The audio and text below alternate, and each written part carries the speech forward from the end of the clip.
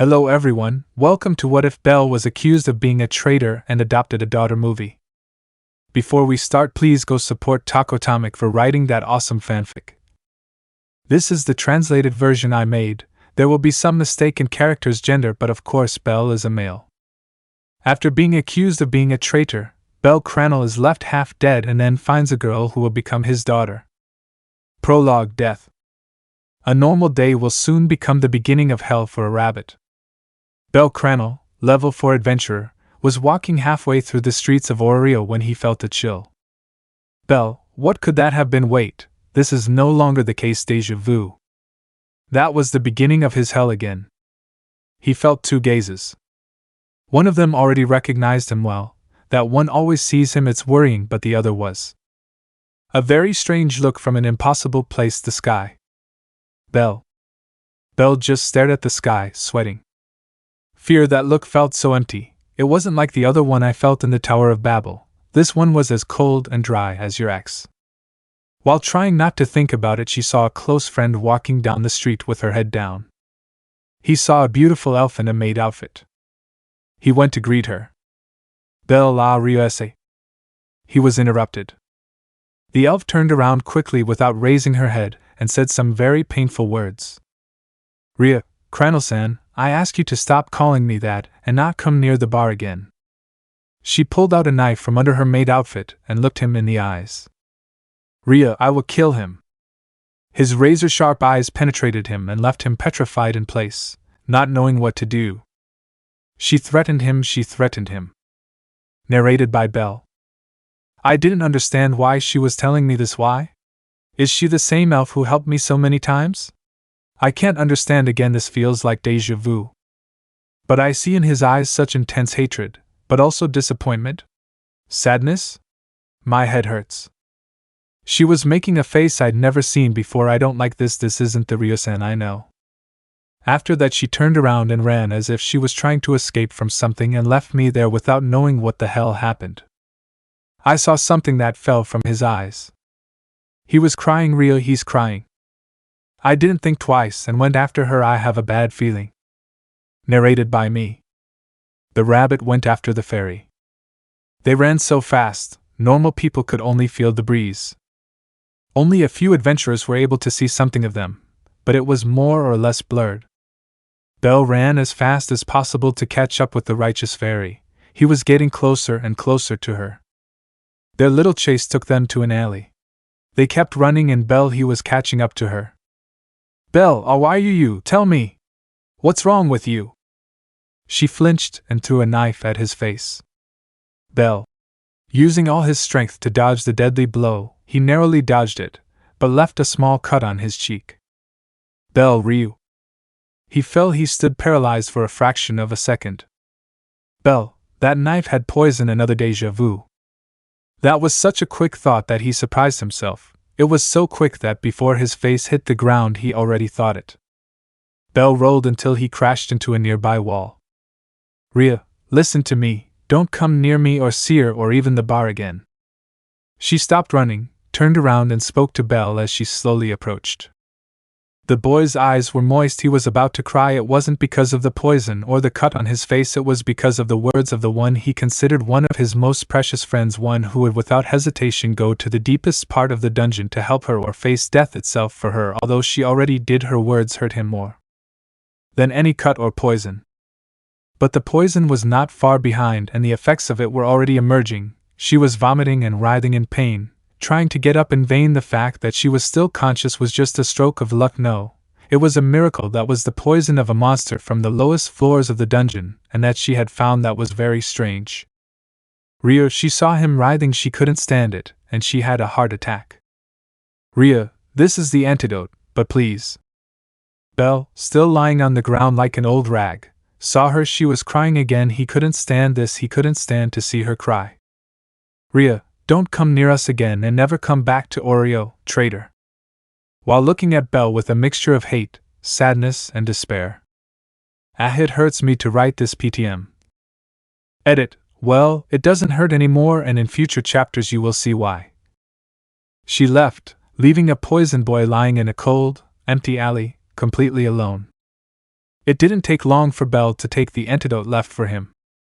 After that, he got up as best he could and walked while leaning against the wall until he reached a corner where he asked himself. Narrated by Bell. What was that? I don't understand. What happened to Rhea? I never saw her like that. And what is that about Traitor? I don't understand, and no matter how hard I try, I don't understand it. My head hurts, it hurts, it hurts, it hurts, it hurts, it hurts. Grandpa, I am very scared. Narrated by Ryu. Because? Why did I do that? I did that to Bell. Narrated by me. After a few minutes that felt like hours, he was able to get up without having to lean on anything. I didn't know what to do, Ina. She might have an idea about this, right? But where was I? This was a part of the city that he had never seen before. Well, he knew more about the dungeon than about the city itself. Something is disturbing. That cold gaze continues to look at him, and he doesn't try to hide. Bell. Bell preferred not to think about it. How would he even get up there in the first place? Bell headed to the guild using the Tower of Babel as a reference point, and the resentful nymphomaniac kept staring at him. These glances became more and more intense. While going to the guild, he felt a chill. Something worries him. Bell, Ina-san, may I? She was looking at the ground. Ina-e? She said something inaudible. Bell, huh? Ina, that's it. Bell? Ina, go away. Bell, Ina-san, what's wrong? Another deja vu. I'm getting tired of this. She lifted her face and she was crying so much from sadness and anger. Ina, please go away. Tears fell from her beautiful face. This reminds me of the incident with Ween. Bell, Yan. Ina, go away, go away, go away. I don't understand. She is furious. Bell, Yan. Ina, go away. What's going on? Bell thought about the words his grandfather once told him.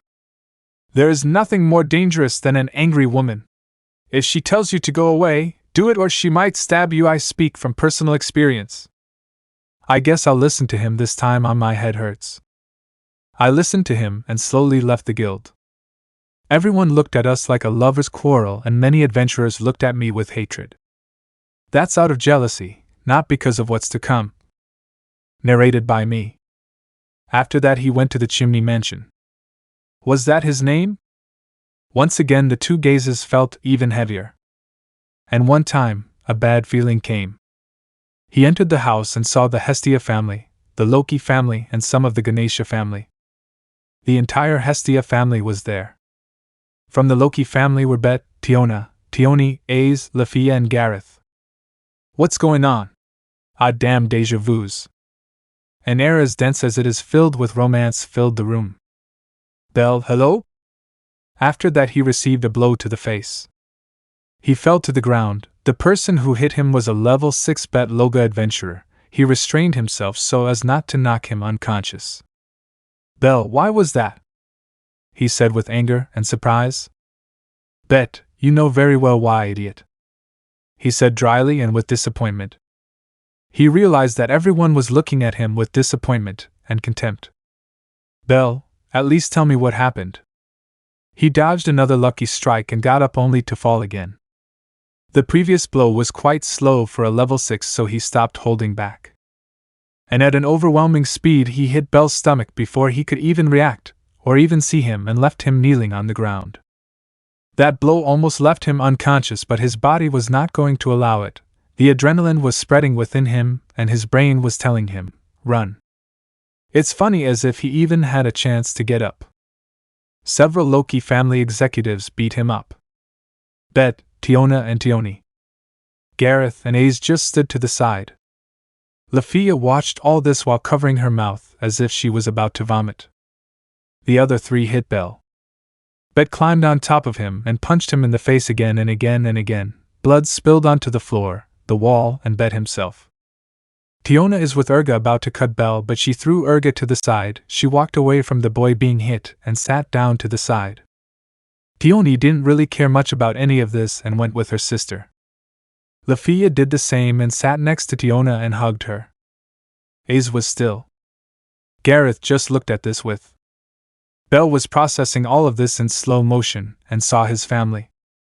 Welf looked at Belle with great anger and fury, but it also seemed as if at any moment he would start crying like a little child. Lily looked at him with disappointment and sadness, no, saying that would be an understatement. She was devastated. Lifeless eyes looked at him.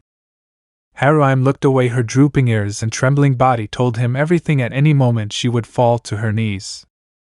Mikoto was next to Haruim, and her face was complicated, many emotions. Hestia, she was emotionless, as if it wasn't her.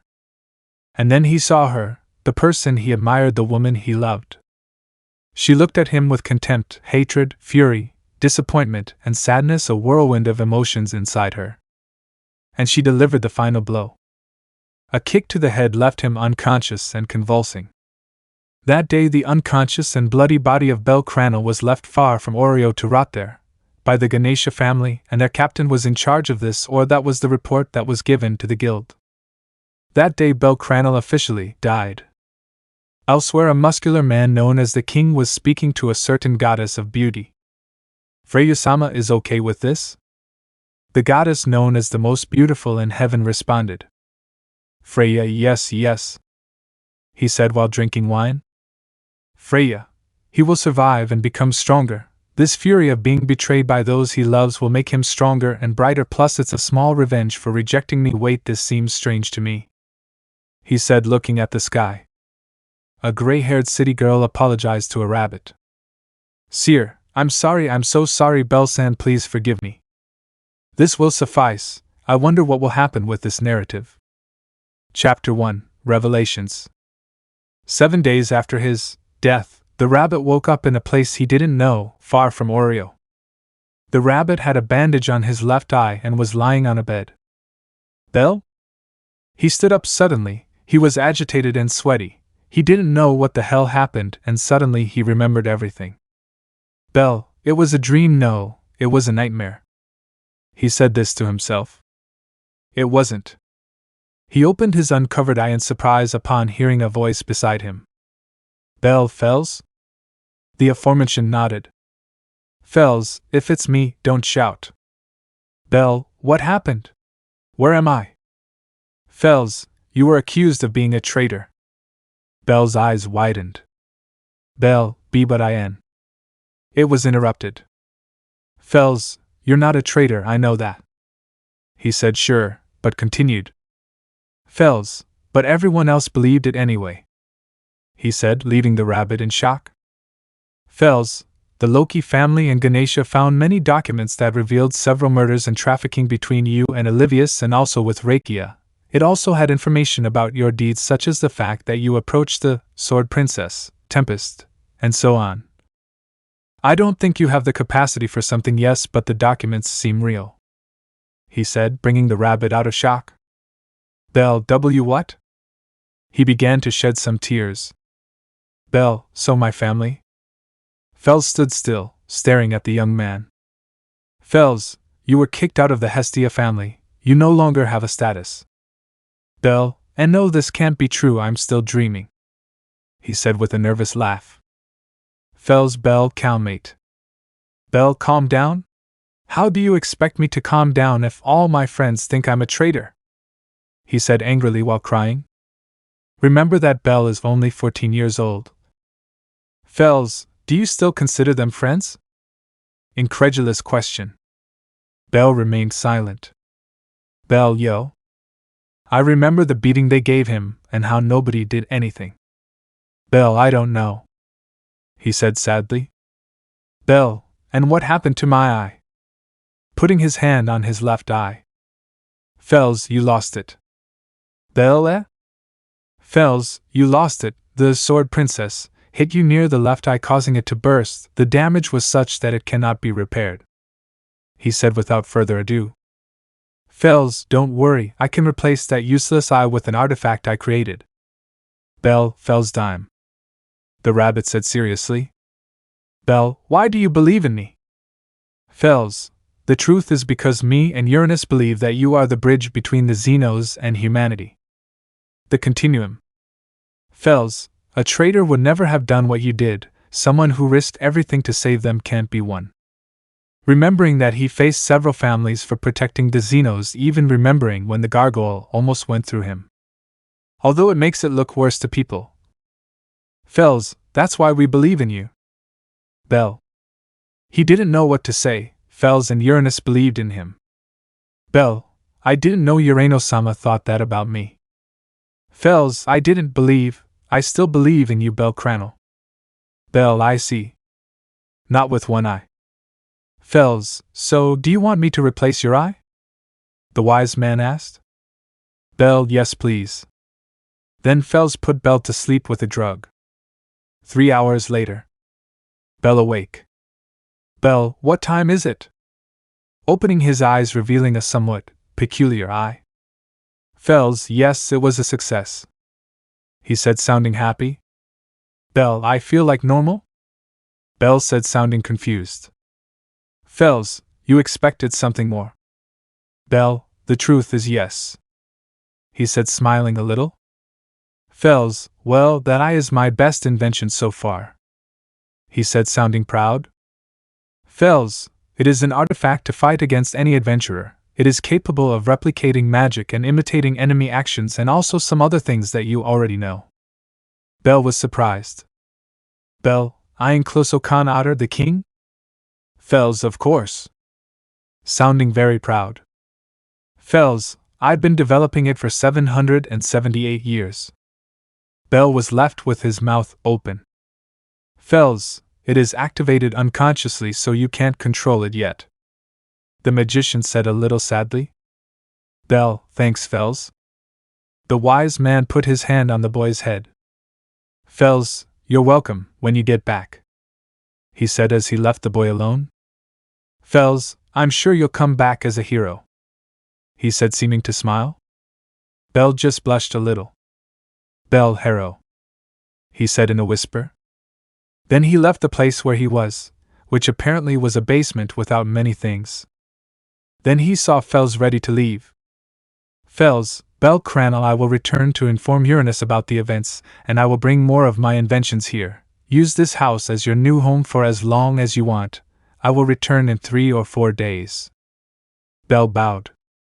Bell, thank you very much, he said as some tears came out. Fels, don't worry and take care of yourself. I left money on the table, use it as you see fit, he said as he walked away. Bell also went out to see the house where he would live for a while. It was an Oriental-style house and it was very pretty. Then he went back into the house and got a headache. Bell, I didn't ask Fels where he was and I think the conversation we had was a little different than how. I forget what I was going to say. Bell, well, it doesn't matter. Then he went to the dining room to see what he had and saw the valise bag. There were 25,000 suitcases in total. Value, not coins. Then his stomach growled and he saw a map with a route to a nearby village, and it also said where the pantry was. The boy went out to look for something to cover his face and found a chest. He carefully opened it. And found a yukata, a scarf and a katana. If that's what you use, why? Because I saw the rap of Sasaki versus Poseidon. At that moment Bell thought. Bell, this reminds me of Mikoto. With some nostalgia and sadness. Then he shook his head and refused. Bell, they didn't trust me and they didn't even let me defend myself, he said to himself angrily. Finally he sighed and left the house. As I walked towards some cuts in the trees so I could return without consulting the map.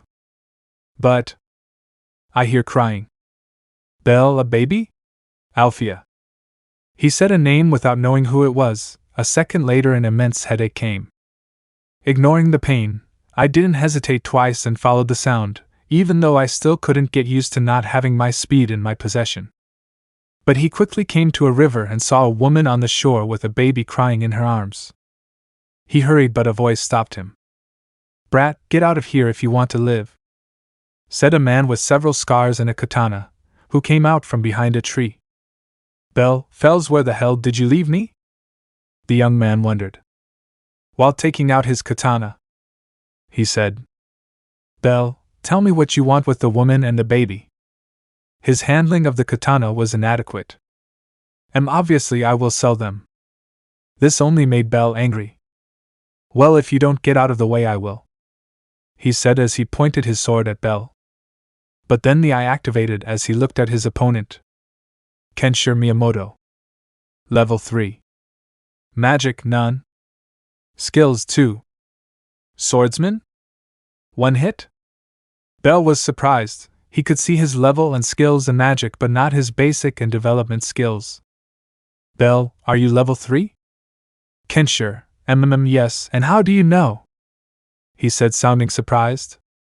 Then he got closer to about 10 meters from Bell. Tenchi, well, it doesn't matter, he dies. After the fight against Asterios. Fels is the wise man of the Philosopher's Stone, and he is a Venezuelano XT. And where is Freya?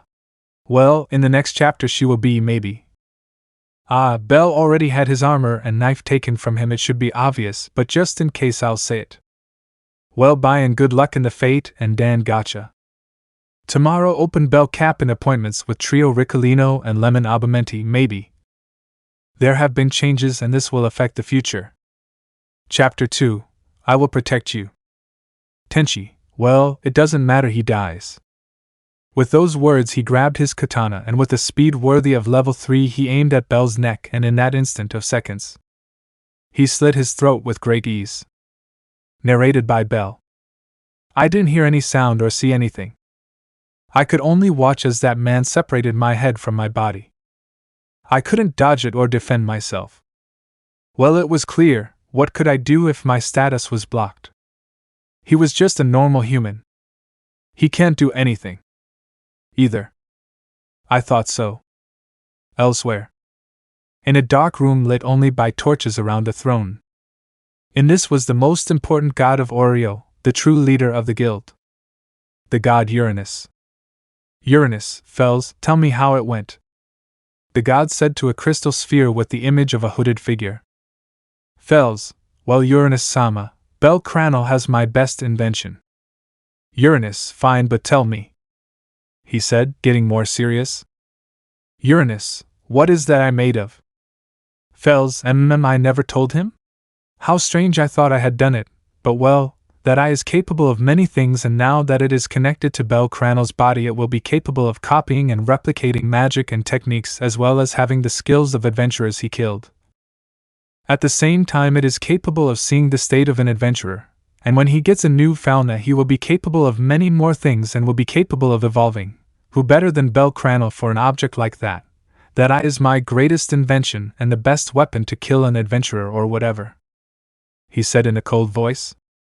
Fels, that eye is the ultimate scanner and the ultimate weapon. With the battle. Bell, huh?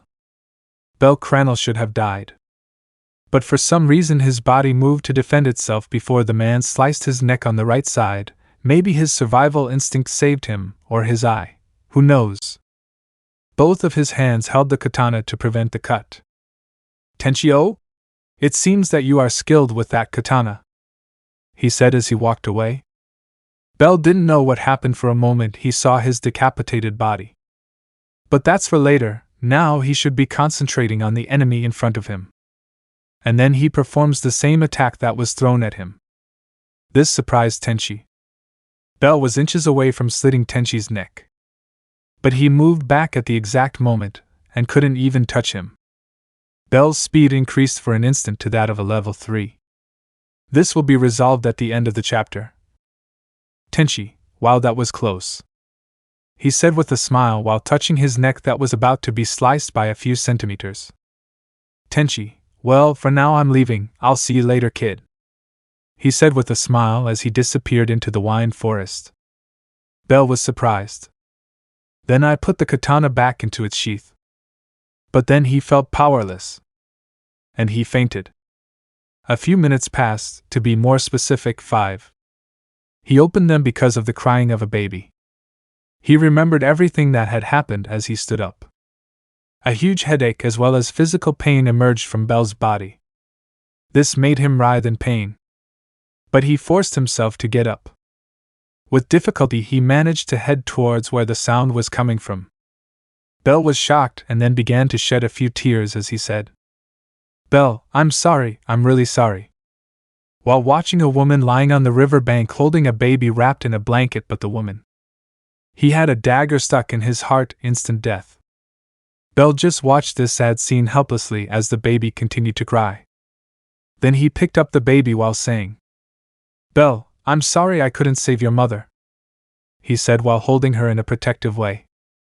Belle, but I will protect you, I swear Al. He said as he cut a part of the yukata to dry the baby and she stopped crying. Then he cut another part of the yukata to wrap the baby in it to warm her. Then he left the woman under a tree. Belle, sorry but I can't give you a burial. Even in pain, he decided to follow the map to get to the town, which was about 3 kilometers away if I remembered correctly. He went ahead with the baby. That would be his goal before returning to Oreo. Protect this baby no matter what. He would protect her even if it means taking the lives of countless people. But that hasn't happened yet. What dangers did Belle take without knowing when caring for this baby? About why Belle reached the speed of a level 3, it's because I was also inspired by Adam's eyes of the Lord. But this, unlike those eyes, left Belle enormously behind, but it's because he doesn't have a fauna and his state is blocked. His body had to overcome its limit in order not to die. More about these eyes will be revealed later in the story. A couple more things. The baby will have a special power that will be revealed in the future. And Belle's right eye is the mystical eyes of death perception, from an anime that I have to finish, but I didn't want to make Belle so cheated, that's why he doesn't have the power of these. To give you an idea of his power, I think he would be able to kill the black dragon in an instant. Chapter 3, A Certain Goddess. Belle was arriving at the town as best he could. But he fell to his knees, unable to bear it any longer. But then he saw the silhouette of a woman. That was the last thing he saw before he passed out. Hours passed, and he woke up in a bed somewhere he didn't know. Oh, you woke up. He heard a woman's voice to his left. Belle. Belle stood up abruptly when he realized. This scared the woman. Belle, the baby, he said as he got up from the bed only to fall. Belle, ag. He clutched his stomach tightly. Calm down, the baby is fine, the woman said to reassure Belle. Belle, where is it? He said, having trouble speaking because of the muscle pain. Calm down, she's sleeping in another room, she's being cared for by a nurse, he said with a smile. Belle, nurse? Where am I? You're in the town infirmary. I found you lying near the entrance to the town with that baby in your arms, and I couldn't leave them abandoned, he said with a big smile. Belle, I see by the way, you are a goddess, right? Yes, my name is Astrea. She was a beautiful goddess of justice and Belle, the goddess of Rhea. She was surprised. Astrea, well, you know Lion. Belle, yes, she is my friend, she was my friend. Belle responded happily but changed his attitude at the end, saying it with sadness. Astrea, and no Lion, no, she can't be. She said it with a broken voice, thinking the worst. Belle, and it's not what Astrea-sama thinks. Belle shook his hands as he explained that Ryu was fine and still lived in Oreo. Astrea, I see I asked you not to scare me like that, although I still feel my fault in her, I couldn't help but think that something bad happened to Lion, he said as he placed his hands near his chest. Astrea, then why did you say she was your friend? Belle, it's a story that even I don't understand very well, but to summarize, I was accused of being a traitor for working with Rakia and Olivius. Is that how it's spelled? Belle said angrily and sadly as he lowered his head. Astrea, are you a traitor? Belle, no, he responded dryly. Astrea, I believe you, he said with a smile. Belle, I'll understand if you wait, what did he say? Astrea, I told you I believe you, he said again with a smile. Belle was shocked. Belle, really? Astrea, you can't lie to a god, much less one of justice, he said simply. Belle, it's true, he said with a small smile. Belle, well, I'll go see the baby, he said as he stood up, but Astrea stopped him. Astrea, do it tomorrow for now, Keep sleeping or your body could get worse. Belle just listened to him and went back to bed. It didn't take long for him to fall asleep, despite all the muscle and mental fatigue. Astria left after Belle fell asleep. As she walked over to where the baby was, she wondered. Astria, in short, the boy is not lying, but did no god listen to him to confirm? Did they not let him defend himself? Something strange is happening in Oreo. She was a goddess of justice, and she couldn't let something like that happen and act as if it didn't matter to her. She is a goddess of justice, and tomorrow she would ask the boy if he wanted her to give him his hand to defend justice. Astria, the boy is easy to read, I'm sure he's someone who respects justice. She came to where the baby was and asked how she was. The nurse told her that she was fine. Well, the conversation wasn't long, but nobody cares. She returned to where the albino was and stayed nearby sleeping in a chair. That was the end of Belle Crane's first day after Oreo, but the beginning of her new life. Oreo, the Labyrinth City, the place with the only dungeon in the whole world. This one was with great hatred towards a certain person. One day after Belle Cranel's death, it was revealed that he was a traitor to Lefiya and Elivius. This angered many people who cheered him on and made others who hated him happy. But a small part felt sad for the rabbit, while others awaited his return. An old god, a fool, a meddling god, and a goddess of war awaited the hero's return. What stupid children, said a god sitting on the wall. Well, humanity is stupid and the gods like drama, the god said as he looked at the city. Hermes Sama found irrefutable evidence that he is a traitor. A blue-haired human said to the god now identified as Hermes. He got upset.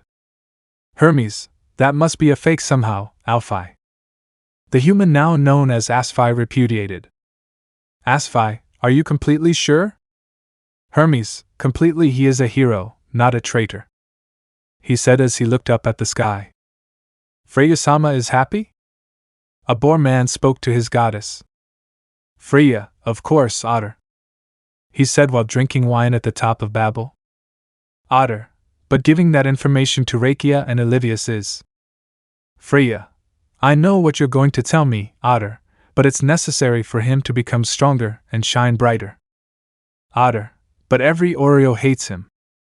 Freya, we'll fix it later, for now we have to wait. Taking another sip of wine. Freya, by the way, get rid of everyone who could say what happened, he said with a malicious smile. An ancient god was waiting for someone to return. Old god, Fels, how did it go? The god said as someone hooded appeared out of nowhere. Fels, well, Uranus-sama, I told the Xenos that Belle Cranel went on a trip far from Oreo and that he would return in an undetermined time, but that they should not lose hope. The god just nodded. Uranus, now we just have to wait for his triumphant return. Chapter 4, 8 Long Years. The next morning Belle woke up and saw a beautiful Druidician goddess sleeping on a table beside him. Astria, the goddess of Rhea. Astria M. She was waking up. Astria, oh, how delicious, he said as he stretched. Astria, okay, let's go see the baby. Belle just nodded. They arrived at the room without saying anything on the short trip. They came in and saw her sleeping peacefully. Astria, I had some questions for you yesterday. He was not surprised. Belle, okay, Astria-sama, he said as he watched the baby sleep. Astria just smiled and asked. Astria, how old are you? Belle, 14. Astria, what is your name? Belle Cranel. Astria, do you hate lion?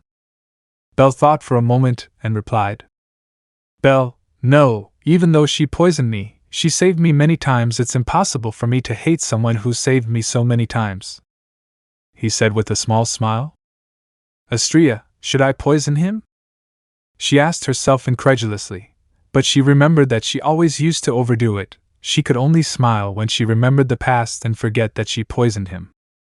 Astrias, are you the baby's father? Belle, no. He really didn't expect that. But well, in a world where a little kid can go kill monsters in the dungeon, by probability something like that must have happened. Astria, do you know her biological parents? Belle, I don't know his father, but I think his biological mother is. He did not want to continue. Astria, what do you plan to do with her? I forgot to mention that the baby is 1 year old. Belle, I am going to take care of her, he said determinedly. Belle, I couldn't save the one who is possibly her mother, but at least I can protect her. Before you say anything, it's not kidnapping, it's a surprise adoption, he said with great determination. Astria, well, for that I think you need a family, he said with a smile. Astria, so Belle Cranel, do you want to join my family? Belle's eyes widened. Belle couldn't believe it. A beautiful goddess of justice invited him to join her family, but should he trust her? Belle, he who does not risk, does not win. He said this to himself. Belle, yes, and thank you very much, Kami-sama, he said with a small smile. In the same room where the sleeping baby Belle was, he took off his patient shirt and revealed his toned body with some muscles. I forgot to mention that they took off her kimono and put hospital clothes on her. He sat on a bed while she searched for something to prick her finger. Belle, thank you very much, Kami-sama, Belle said with a smile. Astria, why do you say that? Belle, because I trust myself. Astria, you don't have to thank me. I am a goddess of justice, and I couldn't judge someone without him being able to speak first, he said while pricking his finger. She started doing something on the rabbit's back. She was drawing something. The goddess was surprised. Astria, welcome to my family, and he said as a smile formed on his face. Astria, congratulations, you are level 4. Belle Sauka, he said indifferently. The Belle from a few months ago would jump with excitement, but that Belle is dead. She was a little surprised. She grabbed a paper and put it on her back while a light came out. Astria, I was expecting something more actually, but well, this is your state, he said as he handed her a paper. Belle Cranel. Level 4. Statistics. Strength I0. Resistance I0. Agility I0. Magic I0. Luck G. Abnormal resistance H. Escape I. Magic. Firebolt. Quick casting magic. Abilities. Liaris freeze. Accelerates growth. Effects last as long as her feelings do not change. Effects are determined by the strength of her feelings. Argonaut. Right to autoload for an active action. Oxslayer. Exponentially increases all skills when fighting raging bull-type monsters. Eye of the Lord LV1. Allows to see the status of others LV1. Allows to see what cannot be seen LV1. Allows to see attacks faster than the user LV1. Allows to see lies LV1. Allows to see in the dark LV1. Allows to see further LV1. Clairvoyance LV1. Allows the use of imitation, magic imitation, steal. Evolution LV0. Imitation LV max. Allows the user to imitate the movements of the adversary, humanoid. Magic imitation LV max. Allows the user to re-imitate magic that they have seen once. The re-imitated magic loses 50% of its power. Steal LV max. Allows you to steal a magic or ability that someone the user has killed. 5 maximum per day. I got a broken Belle, but with the enemies that will come these are short. Belle was left with his mouth open. Belle, well, you couldn't have been wrong, he said while sweating a little. Astria, no, you are really special, you know, he said with a smile. Belle started looking into skills, one in particular. Belle, Liaris freeze, so that's why I got stronger quickly, was it because of A's? Well, now I'll get stronger to protect her, he said as he watched the baby sleep comfortably. Belle, and the rest these eye abilities are pretty tricky, I guess that's why Fels gave it to me, Belle said to himself. Then he sighed and asked about his yukata. Astria told him where it was and also his katana. Belle went to find them and got ready. Then she asked her if she knew how to take care of a baby, and Belle answered yes, and explained that her grandfather taught her how to take care of them in case she ever had an accident. She wondered what kind of grandfather she had. After a while, they went with the baby to meet the other members. There were 4 more. We will know who they are in the Year 1 special. These were the only members of the Estrella family, not including Belle and Rhea. Belle greeted the other members and they did the same. A member asked Belle if he knew how to use that katana, and Belle replied, "Something." After that brief conversation, he asked her if she wanted him to train her. Belle accepted without hesitation. "Belle, he looks like one of those old men who are experts at something," he said to himself. The other members took care of the baby while he and Belle trained, resulting in the albino's defeat. And they started again. Defeat of the rabbit. And they started again. Defeat of the rabbit. And they started again. Defeat of the rabbit. And so on until the end of the day. That was the first day of Belle Cranel and his new family. More will be known in the special. For months after Belle Cranel's death, a great dragon annihilated a third of Oreo, but that is a story that will be told another day. At that time, it was discovered that everything was a plan by Olivius and Rakia to destroy Oreo and its strongest adventurers. The plan was to eliminate the adventurer Belle Cranel with a skill that could kill the dragon in one hit. It is rumored that someone important was involved in this, but that was a rumor. Several people who were close friends and acquaintances of the adventurer lamented and gave their all to confront Olivius. Yes, I'll call him that, Alv. A blonde sword woman gave in to hatred and killed the dragon, but let a certain red-haired tamer go. An elf lamented and gave herself over to revenge once again. This will be told in a special because I think that everyone doesn't give a damn what happened to them. 8 years later, the Ganesha family was guarding the entrance as usual. They were a family that looked after everyone on a regular basis, protecting and working alongside the guild to maintain peace in the city. Today was a normal day. Merchants and aspiring adventurers come every day, but today a peculiar group was seen: a man in light armor, a woman with a hood, and a little girl in her arms. "Guardian, what are you looking for in this city?" A woman from the Ganesha family asked a man in light armor with a mesh-like helmet visible. He also carried a small shield, and a sheath for a small sword and several knives could be seen. If you look like this, it will be revealed why he wears this in the Year 5 special. To enter. Guard, can you be more specific? Business. Guard. She and the others who were left watching the man with a drop of sweat. Guard, that doesn't help much. At that, the hooded woman approached while holding an albino girl. She approached her face and whispered something to her. Then the woman put the girl down. "Pa, leave me," she said as she approached behind the strange man. "Nice to meet you," he said as he leaned down a little. She was an albino loli with ruby red eyes. "This way you can see less of the cup and plate." "Hello, little one, what are you looking for?" he said as he crouched down to the girl's height with a smile. "As my father said, we want to enter into some business that we have with a god, and I apologize for how he speaks, but he only speaks with those he trusts," he said very elegantly. This surprised everyone except the hooded woman and the man.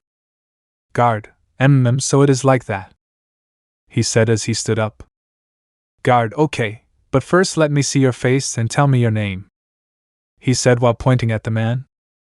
"Salka," he said as he lifted his helmet. "And I let you see a little daddy." Everyone was surprised. They were expecting a man full of scars, but not this. A young man with a few scars on his face, snow-white hair, one ruby eye, and the other was peculiar. "My name is Belle Cranel." She didn't pay much attention to what he was saying. She was staring at the man like the rest of the women. "Belle, can we come in?" "Guard, why yes." Belle put his helmet back on, as the hooded woman tried to grab the girl. "Ma can walk alone," she said somewhat angrily, dodging the grab. "Belle, let me take you," he said as he began to enter the labyrinth city. She just pouted and let the woman carry her. They headed to an alley in the city. Well, that would be for normal eyes, but not for Bell. He saw marks on the walls and floor that led him to a corner with no apparent exit. But he only approached some words in the language of the gods written on the wall that only he could see and said, "Bell, open sesame." The walls opened and revealed a staircase that led to the most important god of Oreo. They continued down the stairs until they reached the end, and the next thing they did was run to quickly reach the throne of the god.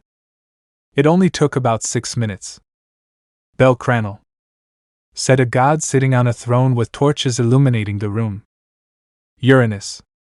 "Bell, Urano-sama," she said as she leaned down a little. The hooded woman put the girl down and proceeded to copy Bell as did the girl. "Uranus, this is the first time we have introduced ourselves." "Bell, yes, how is Ween and the other Xenos?" "Uranus, waiting for your return." "Bell, Sauka, tomorrow I will go see them. First I need a place to stay." "Uranus, I already have a house for you and your wife and daughter." "Bell, thank you." "Uranus, they are special," the god said, looking at the two of them. "Bell, yes." The woman removed her hood and revealed the red-haired tamer. "Revis." Uranus opened his eyes wide and looked at Bell. "Bell, I met her the first year I was away from Oreo. She had mortal wounds."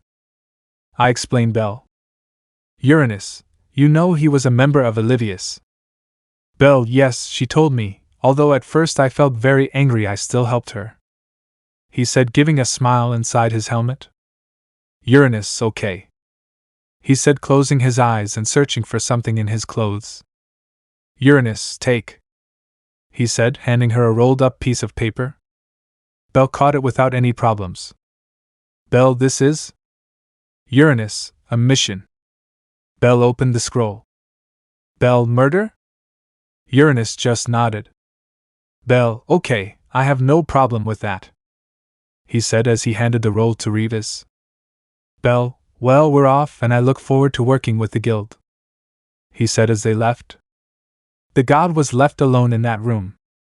"Uranus, yes, it has changed," he said as he looked up. "Uranus, and that's what we need." Chapter 5, A Dream. This is a dream I once had. But this dream feels so real.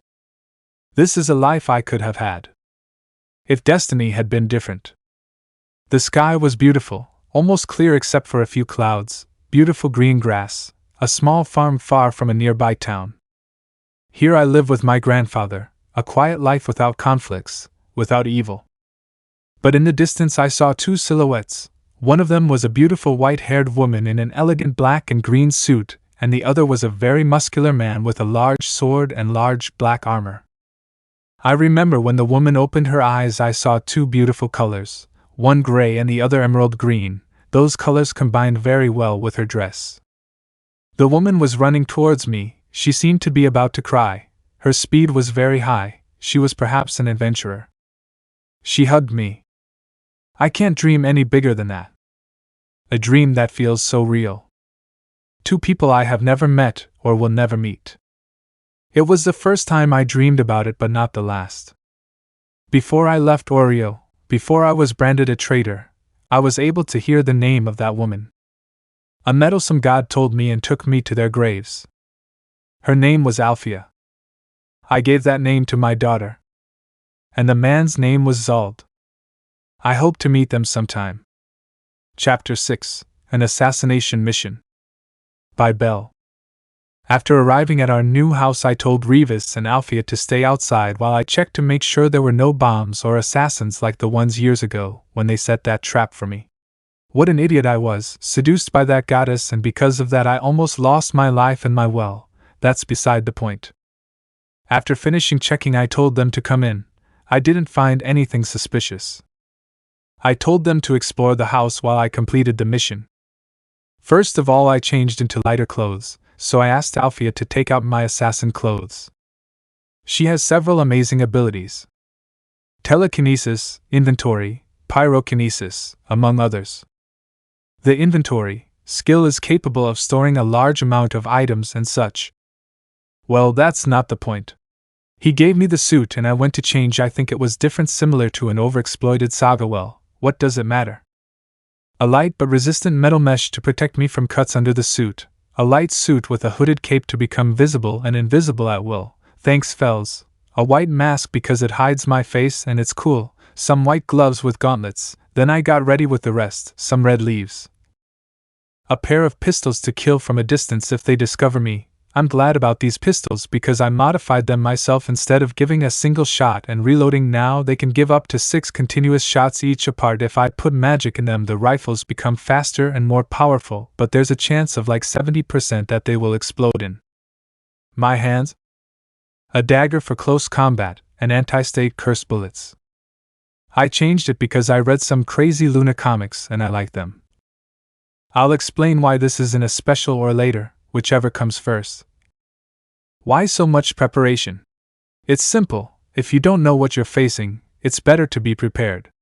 The enemy could have anti-status magic or anti-magic magic. I asked the inspector to give me the paper and left. The knight is a killer's best friend even if he wears white. This suit can turn invisible, thanks Fells. The job was to kill a god. A god who causes evil in people. Tacoatomic is an evil minor god. The mission is to kill him and his family. I have good presence concealment so I go unnoticed easily. The mission seems easy but be careful, watch your prey and wait for the best moment to attack. Don't be impatient. I arrive where the map tells me to. I go through the alleys so that no one sees me. After a few minutes I arrive at the headquarters. The headquarters of this family is hidden behind a cheap items business hidden in the alleys. My left eye can see through objects, but only at a certain distance. I also have thermal vision, but it gives us migraines. As far as I can see, there are only 18 members not counting the god, 1 level 3, 6 level 2s, and 11 level 1s. Anyway, I don't see any traps or more members and their statuses don't go beyond level 3. And none of them have magic or anti-status or anti-magic abilities. So it's time for the hunt. He said this with a sadistic smile on his face. The watchman is in charge now. For me. Bell left Wise and now the watchman is in charge. An alter ego that is much more brutal than the normal Bell or any other personality, violent and fast like a predator that is always ready to attack, hit then ask questions and then hit you. The hooded rabbit set out with great stealth to complete his mission. He cast some kind of spell in the area of an apple.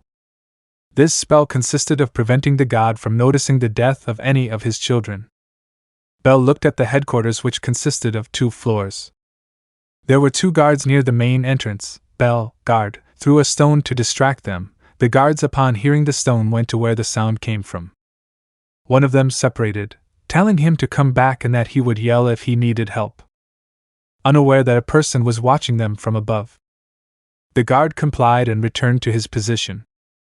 The person who saw them went to where the other guard was examining the noise, and before he realized it, Bell, guard, grabbed his skull and quickly turned it, breaking his neck in the blink of an eye, leaving him lying in the same place where he killed him.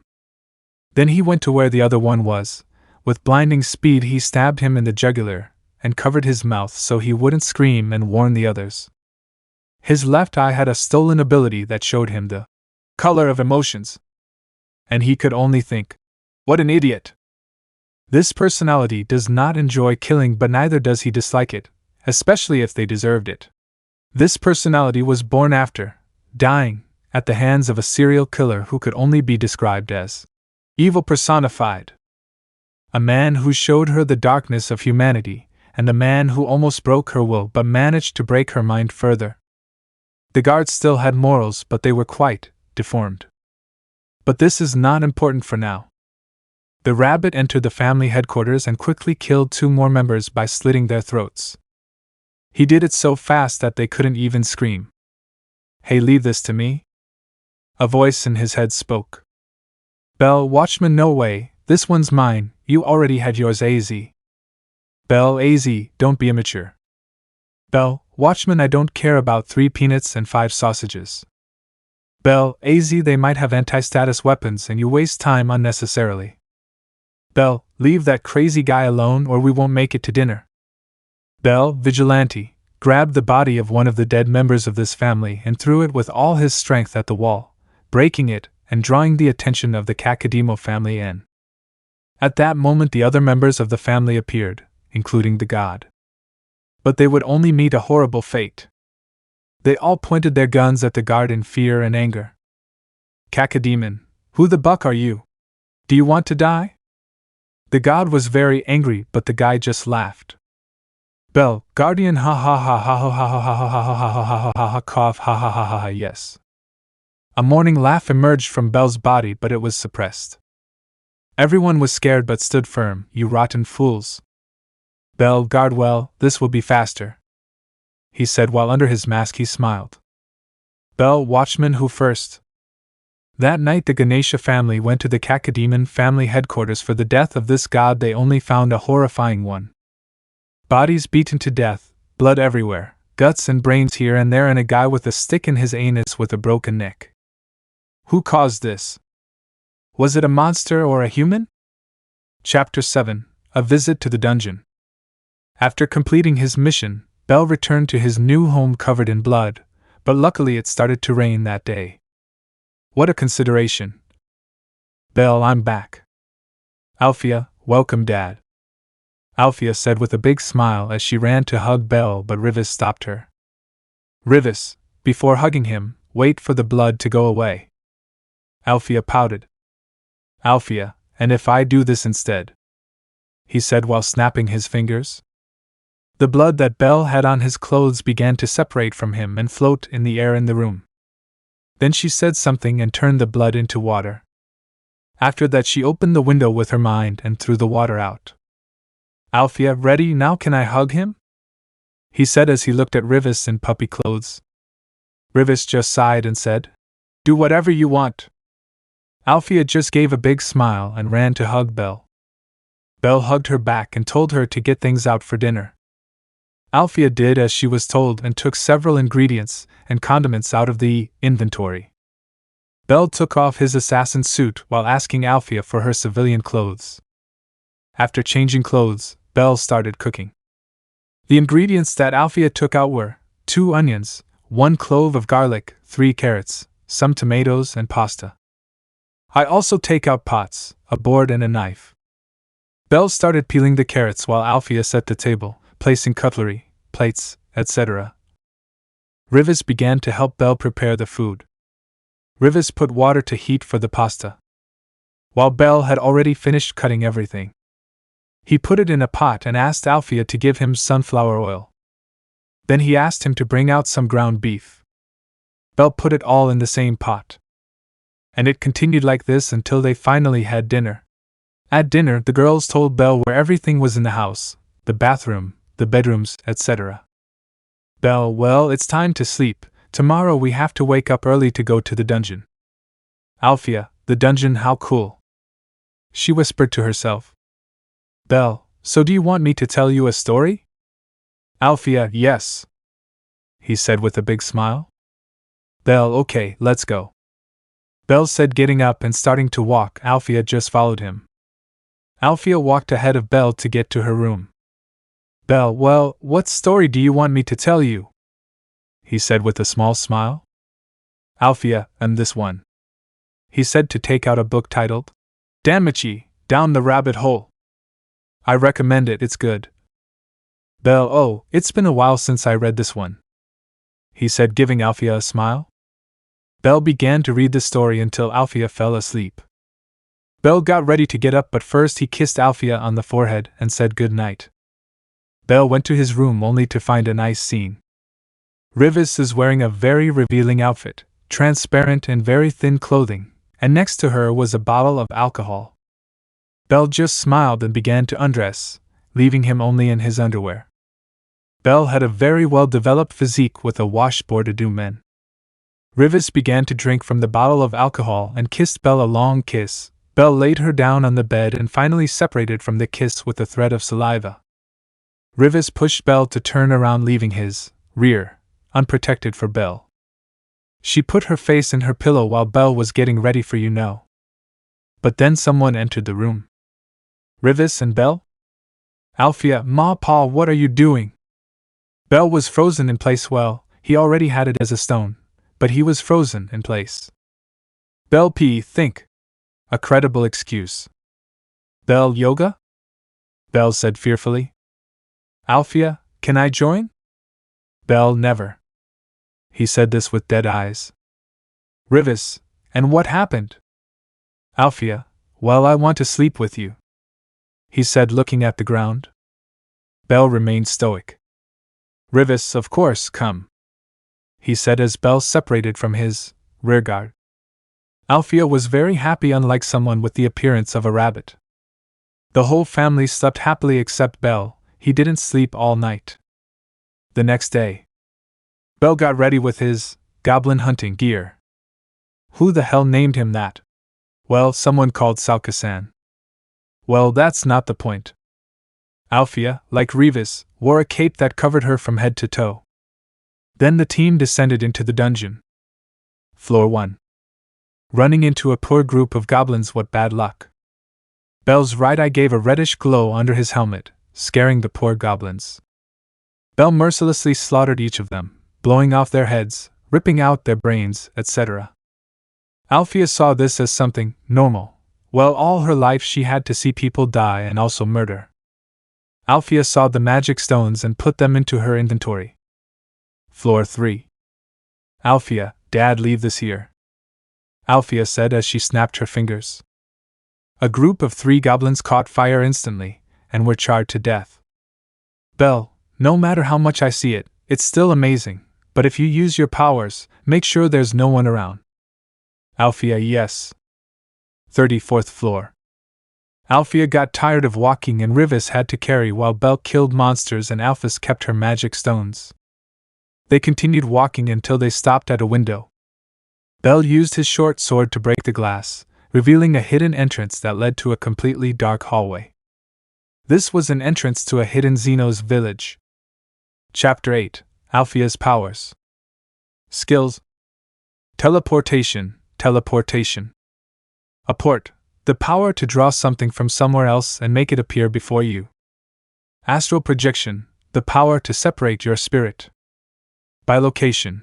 Alfia can use this power to duplicate herself. The clones will look exactly like the original, and they all share the same consciousness, that is, collective consciousness.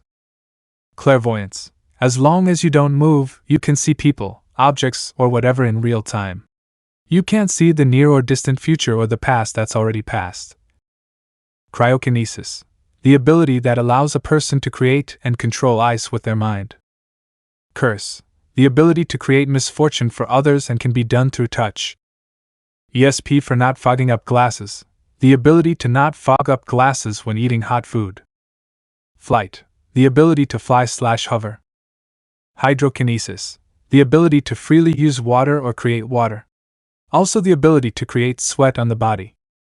Hypnosis. The ability to hypnotize does not affect people with good mental resistance. Invisibility. The power to become invisible for 10 minutes. It is cancelled if someone touches him while he is in that state. When the timer runs out, or if someone touches him, he has to wait 1 minute before becoming invisible. Medium/channeling. Communication with spirits/ghosts. Memory alteration. Delivering a strong impact to someone's head to remove the desired memory. Memory supplementation.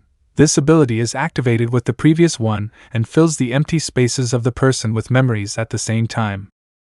Control. The ability to control a person does not work against people with great mental resistance. Perspective. The visual ability to see through objects. Permeability to see through things increases every second, 3 seconds for clothing and 5 seconds for skin. Petrification. The power to turn a living being into stone by looking into its eyes. Precognition. The ability to see events that will occur before they happen, usually accompanied by a headache. This can happen when you are asleep. Psychic restraint. The ability to throw an electric current at the opponent to bind them. Psychokinesis/telekinesis. The ability to generate physical energy just by thinking about it, which can be used to do things like move or break objects. Psychometry. The ability to receive information stored in an object if he touches it with his bare hands. This power can also allow him to copy the powers of other beings he touches. By touching it, he will copy their powers for about 9 minutes. Restoration, the power to revert a person or object, and everything it touches, for 24 hours with the exception of reviving the dead and undoing petrification. Can only be used once per day per target. Shrinking/increasing size power, the power to reduce your body to small or large sizes. It takes 1 hour to return to normal size. Shrinking equals fast, growing equals slow. Perspiration, the ability to secrete sweat freely. Telepathy, the power to read and speak through minds. Apport and teleport transaction. Anything teleported needs to be exchanged using apport with something exactly the same or within 10% of it.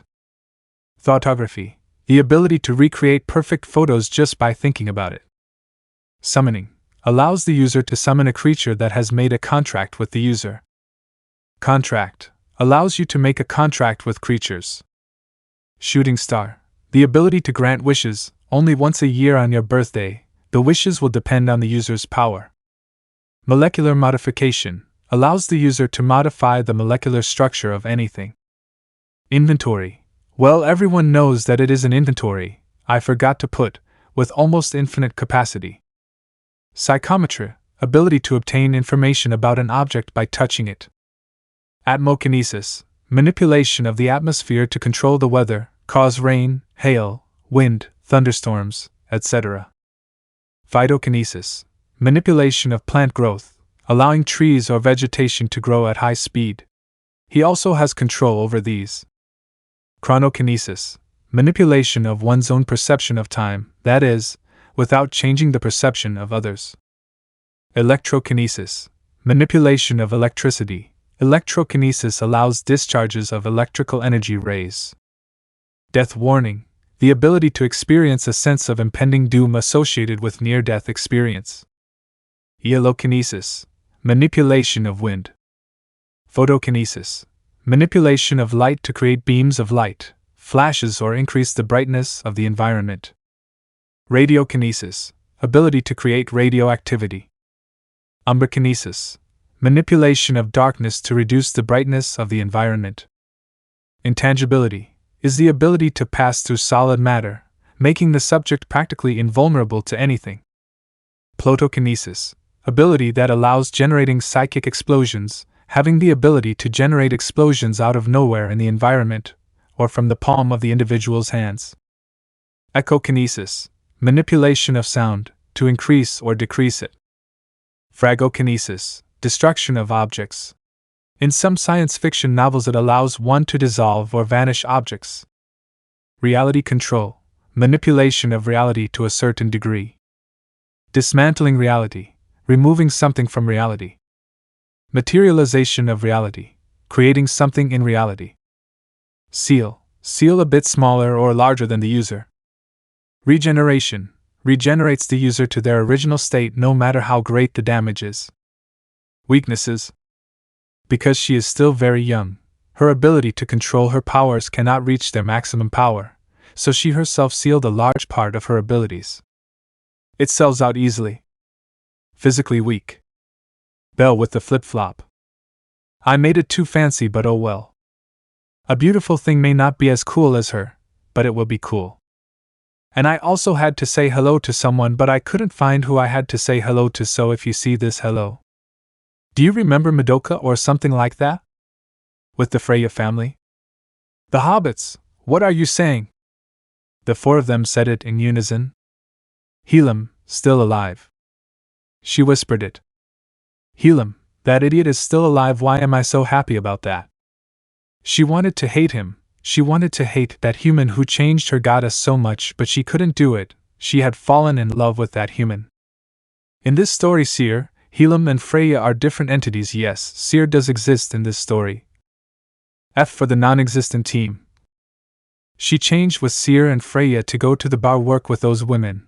There she met that human. With the passage of time she fell in love with him just like Seer and her beloved goddess. Alan, that idiot, is still alive. He was very angry the human who monopolized the love of his goddess was still alive. The white elf, I don't remember his name.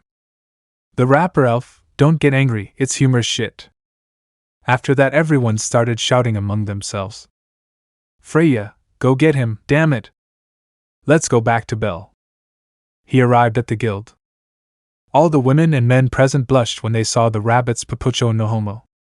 He entered like this. Is there anything more respectful than this? Bell just ignored this and headed to the pink-haired girl's counter. Bell, I want to talk to the boss. A cold voice like hers when she broke you.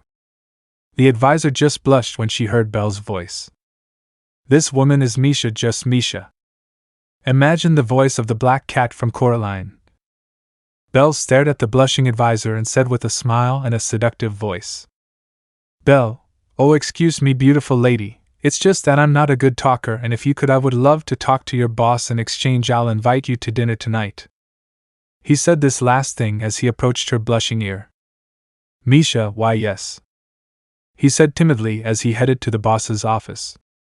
Everyone present was astonished and a half-elf approached him from another side of the counter. Hey, what are you trying to do with Misha? He said this with an angry tone. Bell. He just opened his eyes wide. This woman was his former advisor Ina. Bell, excuse me but I didn't understand what you meant. He went back to being like a few seconds ago with that seductive smile. Ina, I know those in your class. She said as she stood in front of him behind the counter.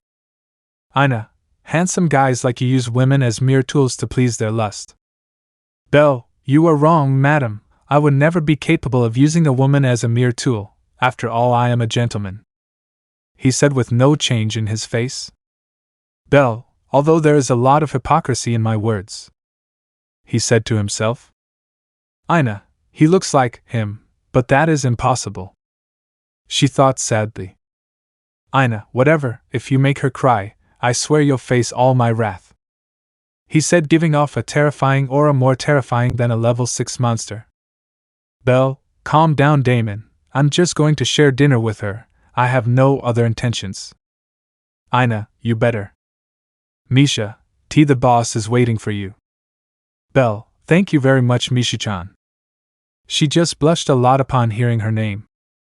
Why do Japanese people blush when someone says their first name? Ina, I forgot to ask your name. Bell walked to Roman's office. How did he know where he was? Pokemon magic. Roman, welcome Bell Cranel. Bell, hello Roman-san. Roman was an elf who was always sweaty and fat like those in NTR but more or less a good guy who always watched over Oreo. Roman, Urano-sama told me that you would come sooner or later. I honestly expected it to be later. Bell Sauka. Roman, and what are you looking for? Bell work. Roman.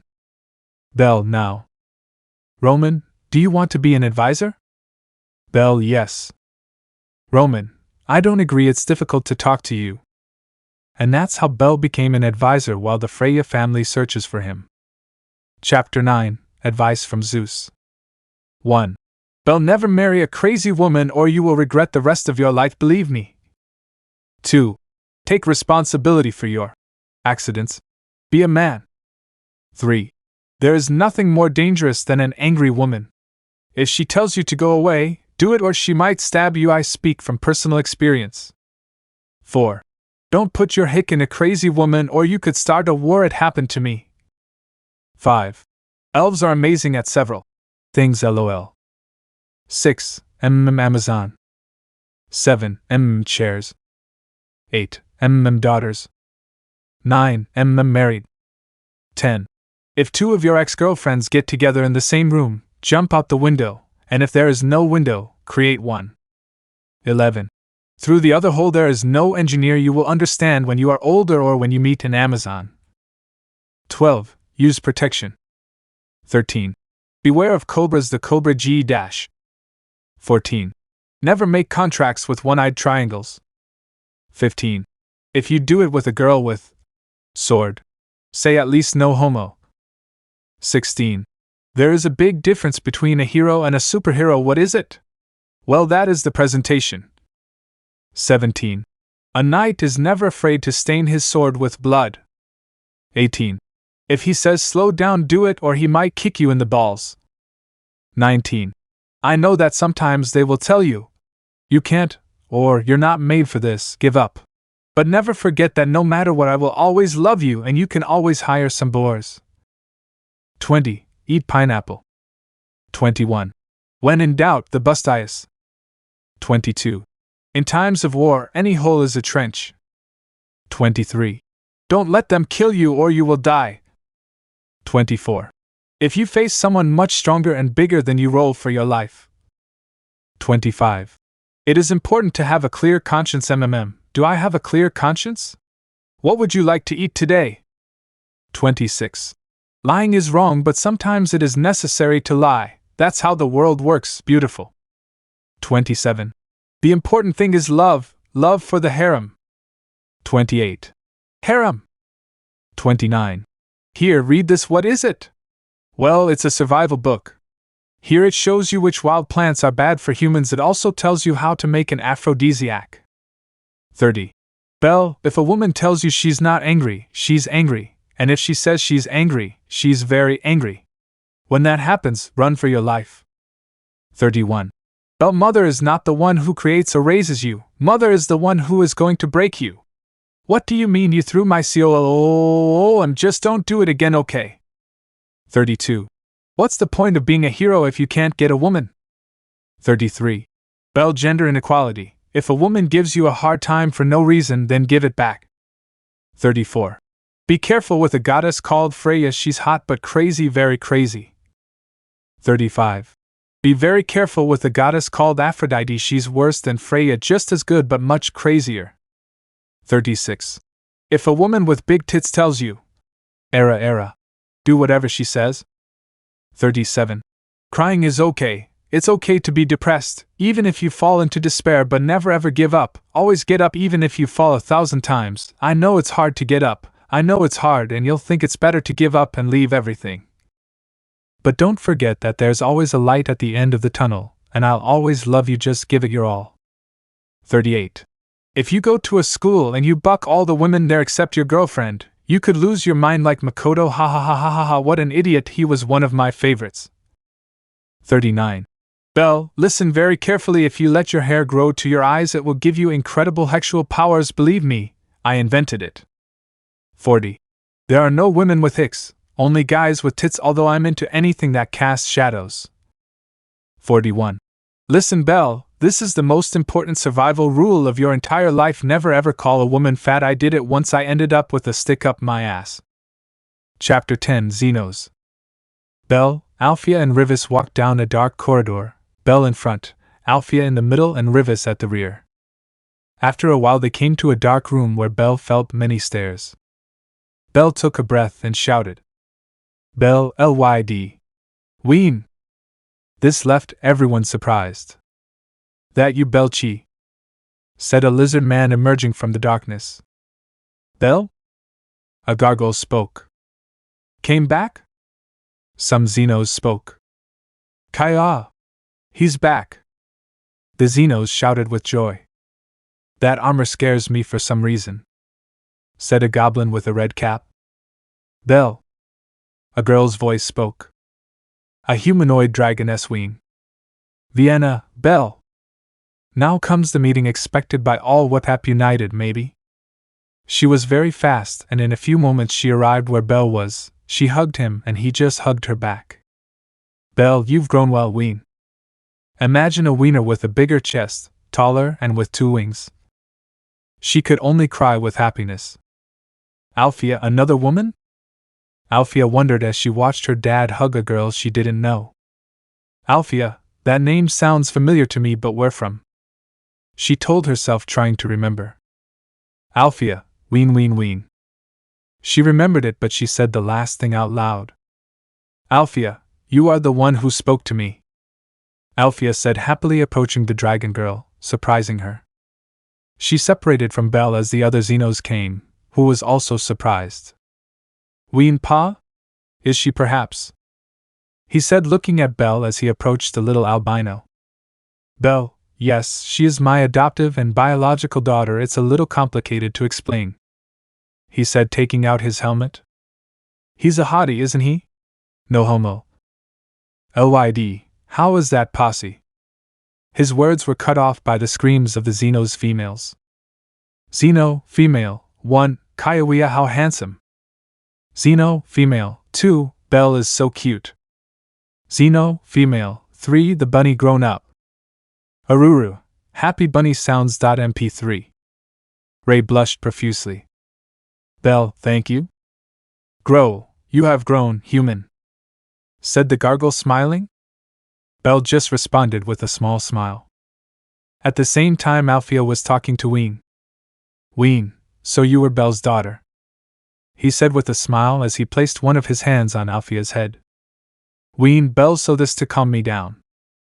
Alfea, I see so with her too, he said and thought while he let himself be caressed.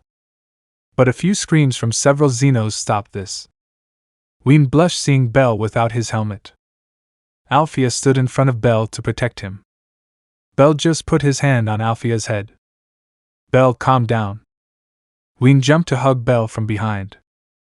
Belle felt this and just let himself be hugged. Ween, Belle, I missed you, he said with a voice that conveyed nostalgia. Belle, me too, come on, he said as he placed his other hand on Ween's head. A very nice scene. Lyd, Belchi, I don't want to ruin this, but who is that in the back? Pointing to the hood, he checked. Belle, my wife. Xenos, huh? Rivis removes his hood, revealing his red hair and green snake-like eyes. Belle, do you have time for a long story? 30 minutes later. Everyone was gathered around a campfire as Belle told him various things about his trip. After skipping many things and summarizing others, I finally get to the important part. Belle, and so a goddess forced me to marry my mother's goddess. Lyd, ha ha ha ha, you've had it tough, Belchi. Belle, don't even say it. Ween is sitting while holding Alfea on her lap. Ween, so Belle has been with a lot of girls. Ween looked angry. Lyd, well, bring some beer and let's celebrate that Belle is back. Xenos, YSSSSSSS. While they were celebrating, ID called Belle to a faraway place. Belle, what's up, Lyd? Lyd, Belle, tell me the truth about why you left. Fels said it was for training, but I'm sure he lied. Belle, I was framed as a traitor and left almost dead, losing an eye. Belle said with some indifference. Lyd was angry. Lyd, who was it that made you lose your eye? And why do you have 2 eyes? Belle, that doesn't matter. What matters is that I've returned to fulfill the promise I made to Ween and the others, about why I have 2 happy eyes, the one I misgave me, he said while pointing to his left eye. Belle, aside from all that, I was able to gain a lot of knowledge and power that I would never have had here in the past, and above all, I met many people who helped me and trained me. Also, I followed a lot of advice from my grandfather, he said while smiling happily. Lyd, I see, he said as he calmed down. Belle, you know I can open a portal to get them all out of here and take them to an island. Lyd. Belle, what do you say, should I do it? Lyd, although it sounds tempting, I can't. We have to protect Orario, and there are also our other companions, and since you came back, I'm sure that one day we will get to the surface from the entrance. Lyd said with a smile. Belle, okay, let's get back to the game. Lyd just shook his head in confusion. Belle, back to the party. Lyda. Belle and Lyd returned to the party and celebrated for hours. The Xenos asked her questions in a Revis manner, and in a few they managed to make her blush a little. Belle asked Alfea to stock up on more beer and also food. Everyone ate and laughed together. A true scene of peace between humans and monsters. Then they had to go back home, so they said goodbye to everyone.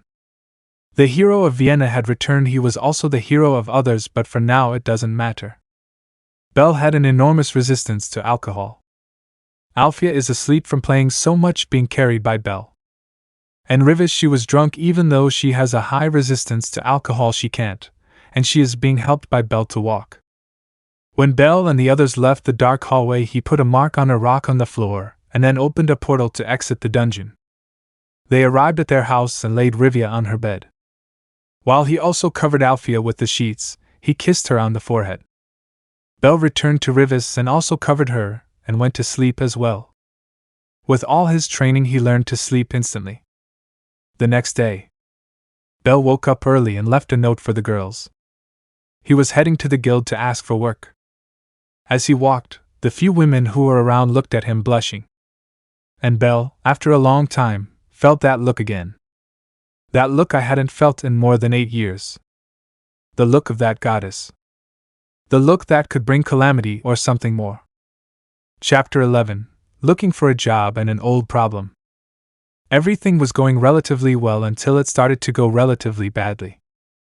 Bell, feeling a gaze towards him, immediately looked at the position of that gaze. The Tower of Babel. Narrated by Bell. That look, that damn look. Before I left Oreo, of my own free will, I felt that look many times and something always happened good or bad for me. When I met Seer, when I learned magic, when I faced my rival for the first time, when I rescued the Renard, yes, I know her name is Harime, and I also felt her the day before, although it was only for an instant I felt her. I know that all of that happened through her. Because of her they called me a traitor, although I suppose I should also thank her.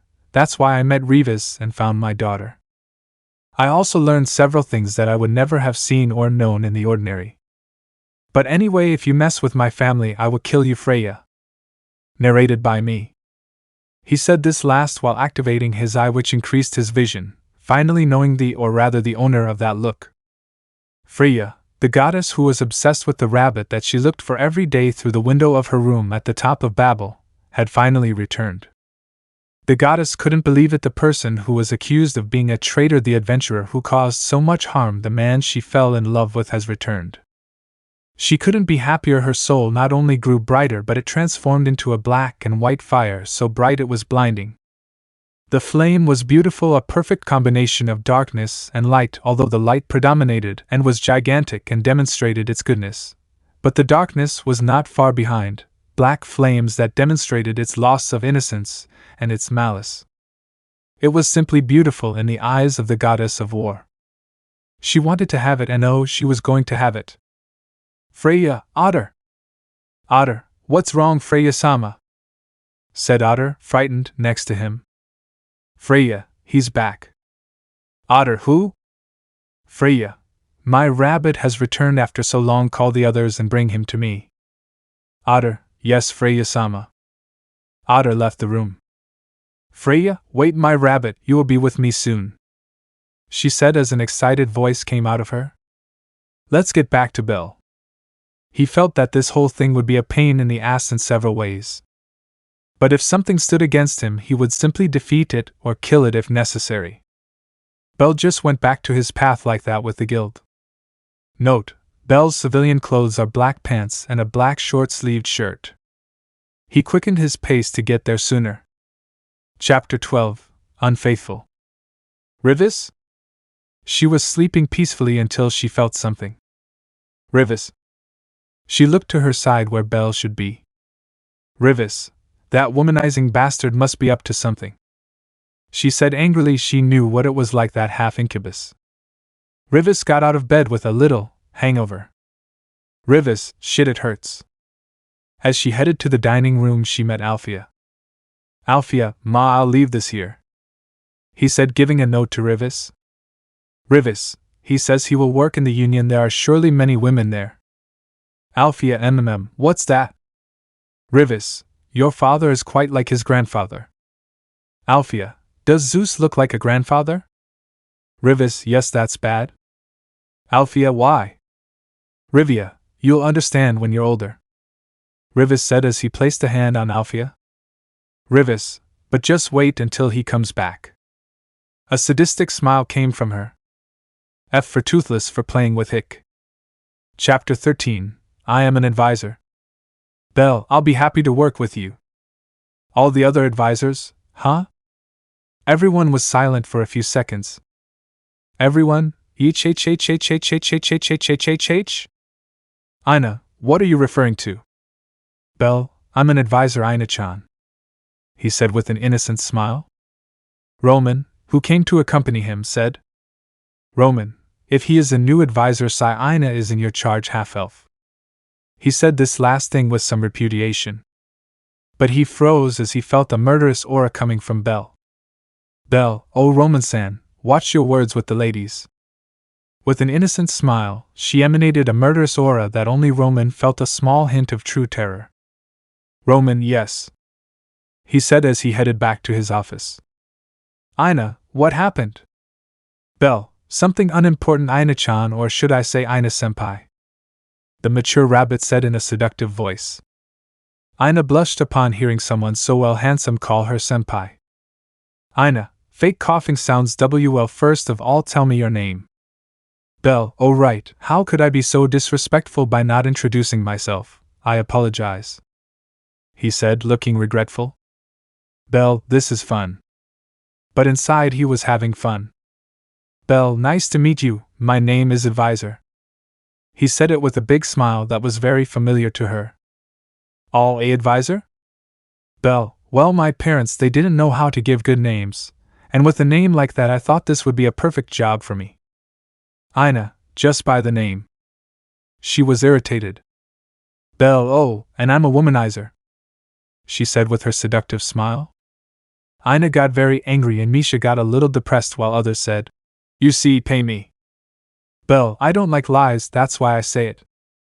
Ina, why you? She was very angry not only because he seemed to be going after Misha but because he looked like him, or so she thought. He would never be a womanizer, right? Ina, that's all. Belle, yes. Ina, well, to change the subject, to be a real advisor you have to know a lot about the dungeon, know how to explain, blah blah blah. Belle stopped listening after, explaining. Belle, of course I know a lot about the dungeon, and well from the 1st to the 29th floor. Belle, I can't say that I know more or they'll pay more attention to me, and for now I don't want that. In reality he knew much more about the dungeon than any other adventurer thanks to the memory of others.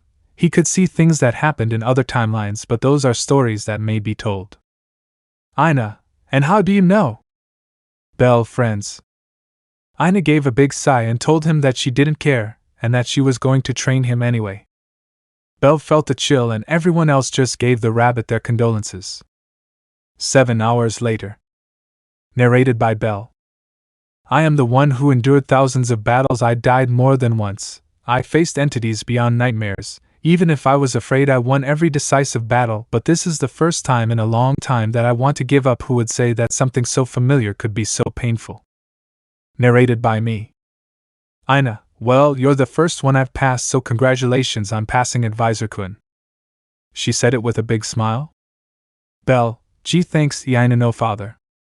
He couldn't take it anymore, not even Leonidas himself was that strict. A poor rabbit was surrounded by more than 100 books, all of them read more than once. Now he knew everything about the dungeon by heart. Ina, remember when you answer always smile, okay? Belle, why yes Ina-senpai. He said with a weak smile. Ina, oh, what happened to that seductive smile? Belle, I am so sorry. Ina, very well, and don't be a womanizer again, okay? Belle, I'm sorry, but it just comes out. She said, trying to make a seductive smile. It didn't work. Ina just gave a small laugh and told him to take this first day off, he deserved it. Belle, I regret making this decision. I should have been an adventurer, but seeing Ina smile, it's worth it. Belle left the room and apologized to Misha, but he would be taking a break today and couldn't take her to dinner. Belle thought she would be angry, but Misha, okay, another day, and also congratulations for being approved by Ina. After saying that, everyone else applauded the rabbit. Persona Random PR 1, congratulations newbie. PR 2, we have high hopes for you, pretty boy. And so on. Belle left the guild heading home and saw a member of Freya Familia. Belle went down the alley to avoid them but felt that one of them saw him. He gave a little chant just in case and... Alan, wait there. He is behind Belle. Alan, turn around. Belle did so and saw some elf ears. Alan was confused and simply walked away. He wasn't Holmes, but he wasn't an idiot either. And he followed that white-haired elf at a certain distance. Only a person accustomed to being chased or watched would notice. After all, he was a level 8 adventurer. How did he level up? Well, to impress his goddess it didn't work. Bell obviously noticed this, and after leaving the alley he blended into the crowd. He thanked Grandmaster Ezio for training him in camouflage. He constantly changed the color of his hair. He was trained by one of the greatest assassins that only the Creed knew of his existence. Alan lost sight of him, but he was sure of one thing: he was Bell Cranel. Alan just wanted to kick his butt, and he was going to face him. But this is for later. Narrated by Bell. I was arriving home, but before that I saw the sunset and felt another chill, but I didn't pay attention to it. A beautiful sunset, which can be salty. I walked into the house and could smell something peculiar. I walked into the kitchen and saw it. My wife, the woman I wake up with almost every morning, was doing something horrible. I felt true despair. No, it can't be true. I don't believe it. I just don't want to believe it. She's cooking. What did the pigs believe? I only tried her food once. I almost died. If it weren't for Alfia, I would have died. Rivis, oh dear, you came back. Honey? She never talks like that. What did I do wrong? Rivis, why that face? Dinner is ready. Well shit, this is bucked up. Bell, why Alfia? I have to change the subject and try to escape. You have to jump out the window. If I can, I will. Rivis, oh, she's in her room reading hero stories. She'll come later. Shit, I'm scared, Mr. Bell. To whom you call sir? Even if I grow a beard, if I am called sir, at least it will be low my. Stop thinking about unnecessary things and find a way to escape. And why don't you do it? You piece of shit, we're the same person, but you're the smart one and I'm the muscle. Rivis, stop talking to yourself and eat. Shit. Bell, why? Because you cooked. Rivis, I don't know, maybe because where you work there are pretty girls, right? Bell, yes, there are pretty girls. Rivers, come. The food looks like Freddy Krueger, Jason the Corner Junkie, and a pain in the ass had a kid. Gods or whoever, please help me. Bell, is this edible? Rivis, COME. It's time for a little help. Narrated by me. Suddenly the plate exploded. Splashing everywhere. Alfia was responsible. Alfia, everything's okay? Bell, why yes, what happened? Alfia, I felt like you were in the hands of death again. She began to shed tears. Alfia, Pa, please don't die again. She hugged her father, and he just hugged her back. What the hell was wrong with food that would kill an adventurer? Alfia's traumas will come with the X years, specials, and there are several. Bell, Alfia, thanks for always saving me. Bell picked up Alfia and headed to his room, but a hand stopped him. Rivis, I'll wait for you in the room. Bell, shit. Bell left Alfia in her room and told her not to leave under any circumstances, no matter what she heard. Bell left to face the most dangerous thing in the world, an angry woman. Bell walked in and closed the door. And he saw a female guard in a dominatrix outfit and a larigo. Rivis, take off your clothes. Bell, are? Rivis, now. Bell, this will be painful and exciting. Bell Cranel was a man without equal, but he had a great kinship with his adoptive grandfather. Alfia only heard some screams and moans. She was scared and just hoped that her father would win.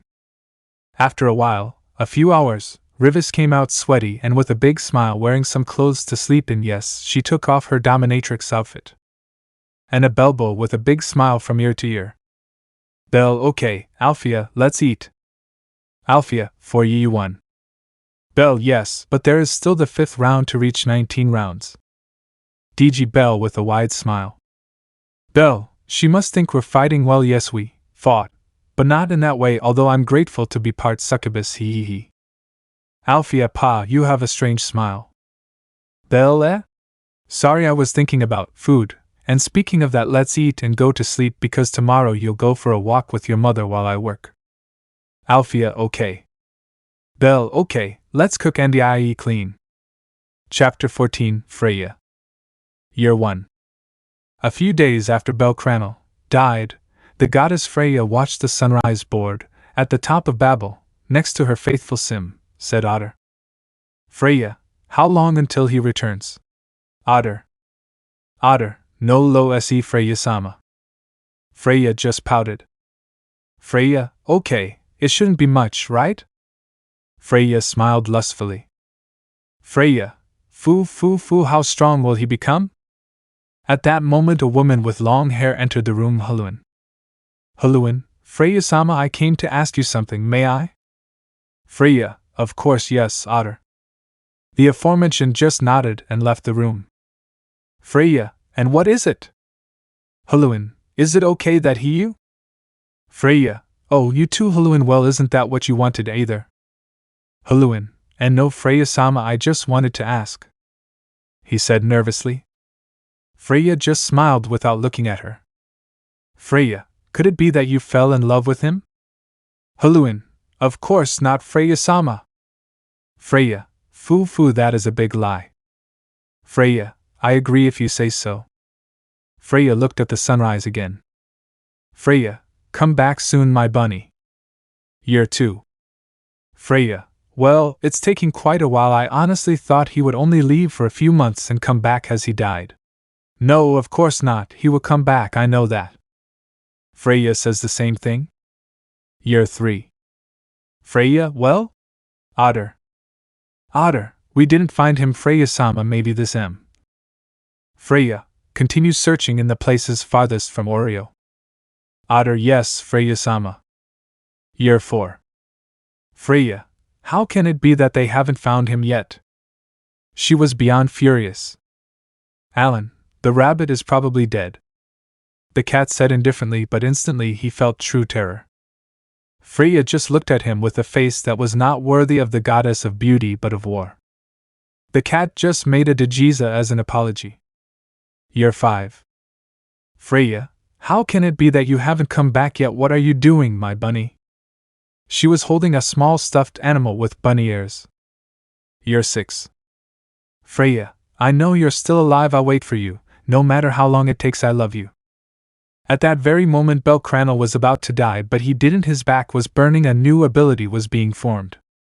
But this is another story. Year 7. Freya, Freya was humming a song. Freya, London Bridge. Freya dropped everything and looked out her window. Freya, you're turning my rabbit into a bunny. The cold winter accompanied his words and a rabbit felt a great chill. Year 8. Freya looked out her window hoping to find that beautiful light again without hope, but it should never be lost. Out of nowhere he saw it back. That light, it turned into a burning flame, white and black, almost perfectly balanced. Bel Cranel had returned. Chapter 15. Mysterious Adventurer. 6:20 in the morning. Bel, PSSS Alfia. Bel was in Alfia's room. She had several books of hero stories on the floor, a few stuffed animals of rabbits, polar bears, tigers, etc., a satanic dagger, a solid gold sword, a bed, a desk and a wardrobe with clothes, normal things for a 9-year-old girl. Alfia, what? She was irritated. Bel, give me the Ox Slayer Mk1 armor, the short sword I gave you, and an adamantine shield and a red cape. Alfia, seethed the eye. She was almost asleep and dropped everything they asked her to. Bel, thank you, my daughter. Bel smiled and gave her a kiss on the forehead. Bel, have sweet dreams. Alfia M. She fell asleep again. Bel left the room and went to say goodbye to Rivis. Bel, goodbye, love. Rivis was sleeping covered in a substance. Never mind, let's continue. I don't know if I said it before, but there will be no lemon, maybe for now, maybe never. Bel just walked out with a big smile. Bel, time for my master plan, ha ha ha ha ha. 7:30 Guild. There were only a few advisors and a few adventurers. Ina, you look very happy. Bel, oh well, it's just that I had a very beautiful dream. Ina, and tell me, what did you dream about? Bel, with you. Bel said with a big smile. Ina got upset. The bastard was after her and her best friend. Ina, you irritate me so early. Noon. Several newbies came to the guild. Bel attended to several female adventurers who came, but he was not in charge of any of them. Ina forbade him. Ina, listen carefully. A close relationship between an advisor and an adventurer can end very badly, believe me. Belle, maybe he thinks of me or who knows, but that's the same as the romance between a mortal and a god. It can only end in misfortune. Ina's face was sad just like Belle's until a peculiar rookie arrived. Ina-san. Ina, oh, he's late. Ina said it with a smile returning to normal. Belle was only surprised by this quick change of mood. Do you know anything about an adventurer in a knight's suit? She was direct with Ina without giving importance to the others. She had a big smile. Belle, there you go. Belle, oh, Ina-senpai, tell me who this cute girl is. The aforementioned noticed Belle's presence and blushed upon seeing him. Ina was upset by this and said, Ina, she is my adventurer in charge and I will not let her and you be alone, understood? Belle, yes, Ina-senpai. He said depressed. He was pretending. Belle, my name is Advisor and yours? Ah, yes, I'm Karen. She said, bowing slightly. She was a magician. Ina, listen to me, Karen. Don't pretend that he is a womanizer. Belle, it's true. Do you want to go to dinner on Sunday? The warning of Ina was passed through the reproductive system. Ina gave Belle a slap on the head. Ina, and regarding that adventurer, I don't have the slightest idea. At that moment, an adventurer wearing armor that looked like a knight entered. A helmet showing a blood-red eye, red-stained armor, a bloody sword, a sharp round shield like a sword, and a red cape. Everyone felt various emotions seeing him. Karen got emotional. The mysterious subject approached where Belle, Ina, and Karen were. Advisor. Belle, what happened? You and me alone. Belle, as you say, Sir San. Belle said with a military pose, the salute. Everyone was surprised. The rookie pretty boy went to talk to the Red Knight. They went to a private room to talk. Karen, Ina-san was the gentleman I told you about. Ina, this will be a big bother. Belle, well, how did it go? The knight took off his helmet, revealing Belle. Belle, yeah, everything's fine. It felt really good to go back to the dungeon, kill, collect items, not worry about taking care of someone. Belle, yeah, for now I'll be your assigned adventurer and all that. Belle, yep, double when I go to the dungeon and also flirt with women at the same time. I'm a genius. Belle, that's right. Are we going back? Belle, yes. Belle? And Belle left the room. Obviously he put on his helmet. Belle, I already talked to my old friend, Ox Slayer, and he said that I would be his advisor. Ox Slayer, for short I'll just call him Ox, stared at him for a bit but then nodded. Ina, I see he's a man, right? Belle, yes. Ina, fine, I allow it. Belle, thank you, Ina-senpai. As a thank you, I'll treat you to an ice cream. Ina just looked at him sternly. Karen, now it. She was shy. Ina smiled and formally introduced her. Ina, she is Karen, just Karen, a rookie adventurer of the Hestia family. Hestia family, that name caused them a great deal nothing. The Belles no longer cared what happened to them, but that would be a lie. The emotions that crossed Belle's mind were confusing: anger, sadness, nostalgia, etc. But they knew how to save emotions until the precise moment. Belle, Hestia family. Ina, is something wrong? Belle, nothing, I just heard a rumor that there was a traitor in that family. He said it with a smile empty. Ina was too angry. Ina, that rumor is false, you heard. Belle, yes, Ina-senpai. Belle was scared. Fear is normal, especially if it was a girl. The atmosphere became awkward for a few seconds. Belle, well, changing the subject, he is Ox Slayer-san, an old friend of mine. Say hello. Ox, hello. Karen, hi and T, thanks for saving me. Ox, it was nothing. Belle, I wonder what happened. Oh, never mind, I'll find out. Belle, well, I'll go bring the form so it can be assigned to me. Ina, okay, see, he told me he had adventurer friends. This adventurer seems like a veteran, so I guess he'll be fine. Ox. Karen, do you have a girlfriend? Ox, no. Karen, I see. Would you like to form a party? Ox, I work alone. Karen became depressed by this. Ox noticed it and put a hand on his head.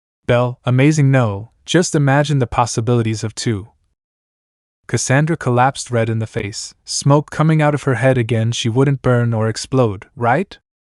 Belle, our Cassandra-san is a pervert. Belle carried the fainted Cassandra in his arms, princess form. Belle, okay, let's go. They left the dungeon without any problems, but when they did, many adventurers approached to talk to Belle Cranel about many things, but advisor suggested going to the guild. A family led by a busted lowly goddess immediately went to the guild. A warrior fairy too. And finally, a golden princess was going at an impressive speed. Nameless adventurer, I'll call them ASN 1. Hey little rookie, what happened all this time? You were dead? ASN 2. How cute, little doll. He said, one trying to touch Cassandra, and flew away. ASN HHHHHHHHHHHHHHHHH. No, seriously, it flew out of a bucking hole in the jaw of Ox. Belle copy. This caused the others to move away. At that, Ox grabbed Belle, who was carrying Cassandra, and also took him away as a princess. In that they were leaving. Belle, next stop. Ox, the seat of Mike? They arrived quickly. I don't want to extend unnecessarily. Shrek 1 music plays. Ox came kicking in the door like Dark Souls. This surprised Mike, Naza, and Daphne. Ox, Tragimosa Cassandra, ciao. Belle proceeded to hand her over to Daphne, and they left again. The Mayak family did not know exactly what happened or what transpired. They stayed on top of a house. Belle, now that I think about it, I could have done something, but Ox, the emotion of the moment didn't let me act well. Belle, you know you could have used alternate time, for a plan in a matter of seconds. Ox, shut up. Belle, well, the plan changed, now we can't make a big entrance. Ox, yes, but I could make it seem like Advisor and Ox are different entities, and then when the city is in crisis, boom, becomes one. Belle, I'm a genius. Belle talks to himself about a rather plan. Belle, but for now I want a relatively normal life, so. Ox, what are Alfia and Rivis doing? Rivis, you're lucky. Belle told me not to kill anyone unless necessary. About 12 adventurers were lying in an alley. Rivis, okay, I have food now. He said as he lifted a bag of that food that Ace loves, kun. Chapter 17, I'm back. The guild is swamped with people looking for Belle Cranel. Families who wanted the boy who was considered to be the fastest growing out of all the others. Ordinary people looking for gossip. And several acquaintances of the boy. The goddess of the hearth, the cursed blacksmith, the thieving Palom, the samurai girl, the Renart maid, 3 orphans, a vigilante elf, a city girl, a Shodakona cat, a half-lesbian elf, an Amazon who loves hero stories, and the boy's first love, his first longing, the first reason for his growth, the sword princess, all gathered at the guild looking for the boy. Elsewhere. Belle, well, that's the plan. Ox, a perfect plan without any flaws. Belle and Ox talk about a mysterious plan. Suddenly a girl's voice interrupted them. Alfia, why don't you take it seriously? Belle, and when did you appear? Alfia, just now. Belle, and why? Alfia, I was bored. Belle just let out a tired sigh. Belle, you haven't changed in check? Alfia, over there. Belle. I let out another sigh. Alfia, and returning to the previous question. Ox, well, I don't take it that seriously. I don't care much either. Belle, I just do it because I'm bored. He said with a smile. Alfia, why don't you kill them? They kicked you out of Oreo and left you half dead. Some hatred could be heard in his voice. Belle, well, I'm quite inhuman. Any normal person would hate them with everything. I won't deny that at some point I felt it, but I think all that happened so I could meet you. He put one of his hands on Alfia's head. Belle, you know sometimes the best revenge is to live happily. Don't keep hate in your heart, that will only lead you down the wrong path. Alfia, but still I don't forgive them for what they did to you. Belle just laughed a little. Belle, it's okay that you don't forgive them, I still don't, but I don't hate them after all that led me to meet so many people. You Revis Astrea the master, while all my masters Artemis. In his voice you could notice nostalgia, joy, and sadness. Ox, and we can't forget the princesses and also the queens and the spirits, ghosts, brides, vampires, warriors, saints, etc., etc., etc. Although his other self said a couple of things not so good. Alfia, and who is your most important person? Bell/Ox, that's obvious you/ that's obvious you. A more than sincere smile appeared. Alfia let out a cute little laugh along with a smile. Bell, okay, let's continue with the plan and go with review. Alfia, yes, yes, and. She approached Bell and gave Bell a small kiss on the cheek. Alfia, see you later and I want to eat barbecue. And suddenly disappeared. Bell, that girl didn't change. Well, let's continue with the first act. Ox suddenly left with incredible speed, impossible to see even for a second-class adventurer. Bell, this will be fun, Fells. A hooded being appeared out of nowhere. Fells, I guess so. A beautiful voice of a girl came out of the hooded being and some mountains jutted out from it. OSI is what they think. In the guild. Aina was writing something at the desk when a goddess appeared. Hestia, Advisor Kun, is it true that he's back? Aina looked at her for a few moments with a strange look. Aina, apparently so. Hestia opened her eyes wide upon hearing that her first child was possibly alive. The other members were happy to hear the news, but the Hestia family was the center of attention along with the three members of the Loki family. Lefiya, Tiona, and Aze. Many people were talking and making bets. Tertiary character PT 1, place your bets. A guild member appeared. PT 2, 4,000 valis for the rabbit to come. PT 3, 8,000 valis that give the rabbit a beating. 20,000 valis that the rabbit wins. A man with scars on his face appeared, bit the adventurous bandit. PT 1, oh? Anyone else betting? At that moment a Tsundra werewolf appeared. Bet 10 million valis, if the rabbit wants to fight with us we will beat him up. Ento angered a swordswoman. PT 1, anyone else? 30 million valis that I alone beat the entire Loki family. A sensual voice sounded through the crowd. A knight appeared. Bell Crane appeared. Ox, step 1, provoke the wolf to bet more. He said this to himself. Bet looked back angrily while Aina, Hestia, Welf, Lily, and everyone else I named earlier looked on in shock. Bet, oh, you came back, tomato. Ox, of course, bucking. A vein popped out on Bet's head. Bet, what did you say to me, stupid? Ox, I told you, you're a motherbucker. Bet threw a punch at his helmet, but Ox dodged it with great ease.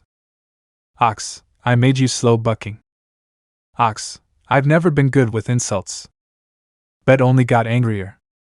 Bet, do you want to fight? Tomato? Ox, whenever and wherever you want, chicken. Bet smile. Bet, ha ha ha ha ha ha ha ha ha, it seems like you became a man after the beating. Ox smiled under the helmet, don't forget. Bet stopped laughing. Bet, okay, you and me in the sand, tomorrow at 5:30. Ox, fine, but let's make this more interesting. Bet, oh? What? Ox, the winner can ask the winner for whatever he wants no matter what. Ox offered his hand to Bet. Ox, do you accept this deal? Or do you back out? Bet gave a terrifying smile. Bet, okay, it's a deal. He shook his hand. Ox, okay, I'll see you tomorrow. Bet, ha ha ha, don't doubt it.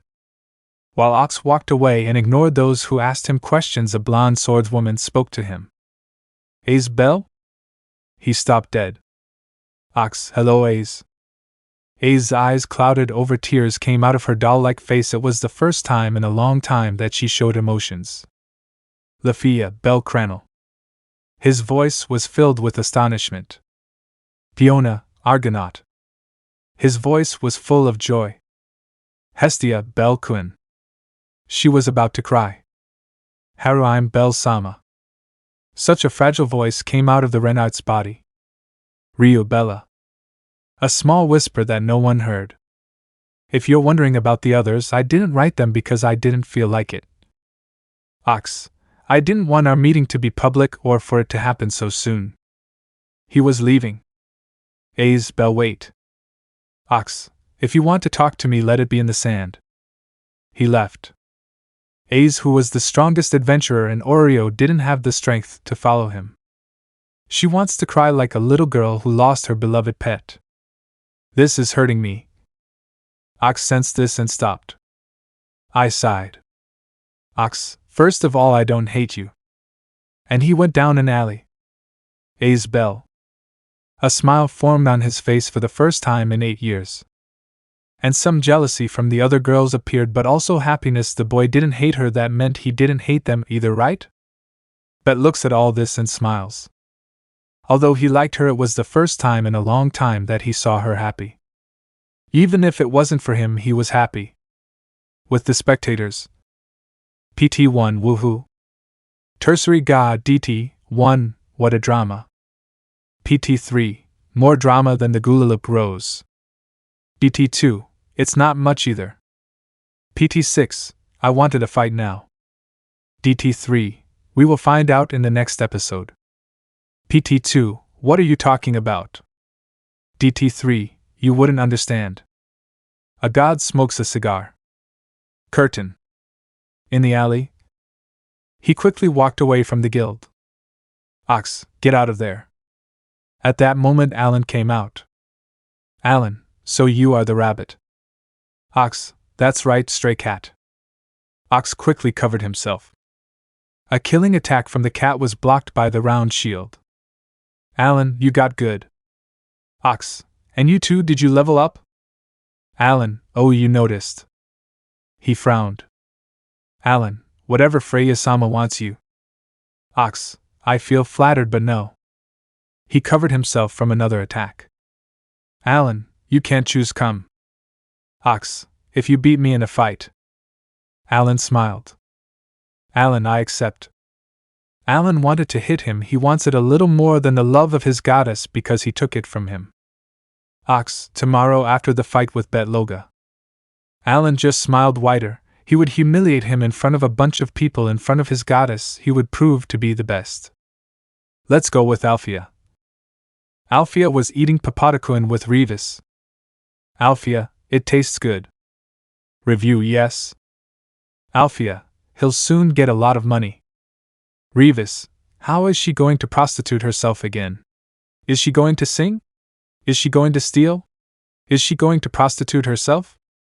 Alfea, no, and no maybe. Alfea only understood that prostitution is bad as is stealing. Alfea, he is going to bet on himself while fighting against the two strongest families in Oreo. Revis, wait, what? Chapter 18, Fight. No lie. Well, since you got this far, I will tell you that I did more stories that might interest you, and you also want to know when I upload a new chapter. Alternating bells. Bell in a world where anything goes. Bella quote. Chapter 19, The First Time. A story of the first year expelled from Oreo and the beginning of a sexual monster. A very agitated and red-faced Bell Cranel can be seen with his shirt torn. Bell, our Revis-san showed a moans p stop poor moan please. He said this to a blushing Revis with an inexpressive face. He said it with tearful eyes that only excited Revis. Revis just got on top of him and said, while she showed him her breasts, and put them in his face while she took off his pants along with his underwear. Revis, you say that, but this, little friend, says the opposite. She said as she looked at Bell's member, and she took it and started to masturbate it. Bell, and don't do that. He shuddered, a feeling he had never felt before. This was lust. A boy as pure as him had never experienced anything like this, even if it was he who raised him. Bell was as white as snow. Revis, calm down, I'll make you feel really good. His face formed a smile, a very lustful one. Bell, really? His face red as a tomato, his voice agitated and trembling, his heart beating 1,000 miles an hour. Review, yes. His face slowly drew closer to Bell's. Revis, just leave me in charge of everything, Bell. She kissed him, he just let her in. Well, that's all, pretty or ugly people according to your point of view. What happened? I got bored of you taking so long with the fight, and I came to see what the deal is. You shouldn't talk like that, but what a pain, no. Well, let's leave that aside and do spam. Sounds good to me, Alfiya. Alfiya, yes, as some of you know, we have many stories, well, only like 5 and 2. It's been a while since a new chapter was uploaded, but read them, you won't regret it, and soon there will be a new chapter of Dad in the zombie world, and he's not really Dad. Spoiler, you idiot. Alfiya, oops, sorry, well, in the one about. It's wrong to date if I'm single. Or something like that was the name, I don't remember. There's already a new chapter where the big-ass ninja is, said Mikoto. Well, I guess that's all, huh? Alfiya, well, no, my dear sword swallower. Hey, just because I like some clothes doesn't make me gay because I said no gay. Alfi, whatever you say, coughing sounds faggot. Faggot coughing sounds, well, soon there will be a new story where Dad's adventures will be told during the years he was away from Oreo, and I am the Alfiya of more in the future. Without further ado, I say goodbye. Well, thanks for coming this far, and take this as thanks. Chapter 20, First Course. Year 2. Belle Cranel, 15 years old, was sitting around a medium table holding a white-haired, ruby-eyed baby of no more than 2 years old. Alfiya Cranel. Belle, Revis-san, is the food ready? Revis, wait a little longer. She said in a deadpan manner, but she was wearing an apron, just an apron, nothing more. Revis, this is my first time cooking human food, I hope it turns out well. She thought to herself. Belle, because I have a very bad feeling. Alfiya, baby, intelligible sounds. Belle, you said it. Belle proceeded to leave Alfiya in a baby ring. The minutes passed and dinner was already served. Let's say that it was something black, slimy, soft, and hard. It also had bubbles. Belle. Belle. Hick. Revis, I hope you like it, honey. Belle looked at her out of the corner of his eye and noticed her making a very cute face. She always had a stoic face that only showed indifference or anger, so seeing that side of her, it was weird. Belle, gods protect me. He grabbed his wooden spoon and put it back in the food. When he did, a horrible smell came out. Belle trembled but didn't give up. He opened his mouth and slowly brought him closer to her, slowly but surely. The sinking smell, the soft and hard textures, the bubbles coming out of it. He put it in his mouth and immediately swallowed it without tasting it. It may have been in his mouth for very little time, but the taste left on his tongue was worse than the look of it.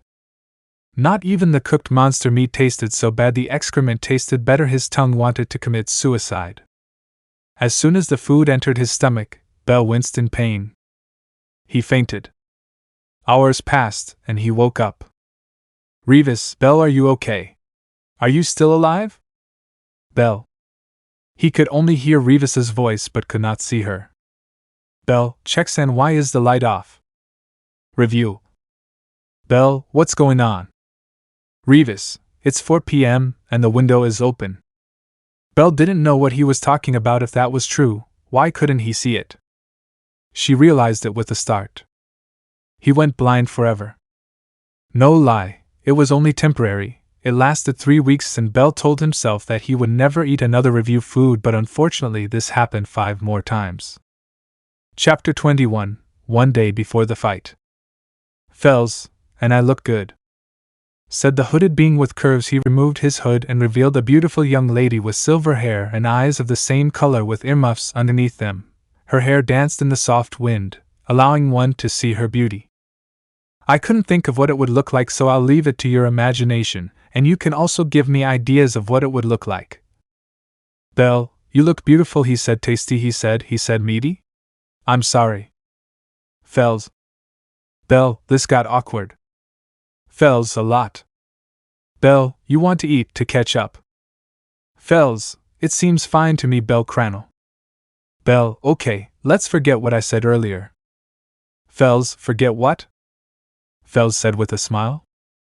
Belle only responded with another. Elsewhere. Revis was next to Alfiya. Revis felt a something that made him release an enormous amount of bloodlust that didn't last more than a second. But in just that short period of time, many ordinary people and adventurers fainted. Revis, that idiot must be doing it again, but we'll see. he said with a sadistic smile.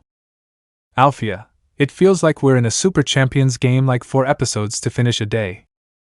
Revis, what? He said with a little confusion. Alfia, what? Revis, what did you say? Alfia, what did I say about what? Revis, what of what? Alfia, what? Revis, this will get us nowhere. Alfia took a bite of her food. Alfia, this has a lot of filler. Alfia said without giving it importance. Con Bell. Bell was with Fels in a cafe, drinking tea. The people who passed by looked at the albino couple. Bell, sounds of drinking tea, and so I found out that my grandfather bet me multiple times, and now I'm engaged to several women, but I escaped, and they're chasing me, and I owe like 100 trillion valis, and I'm also the #1 criminal in Denmark, and also a kingdom wants to screw me, and also some other government, etc., and more, etc. Fels, wow.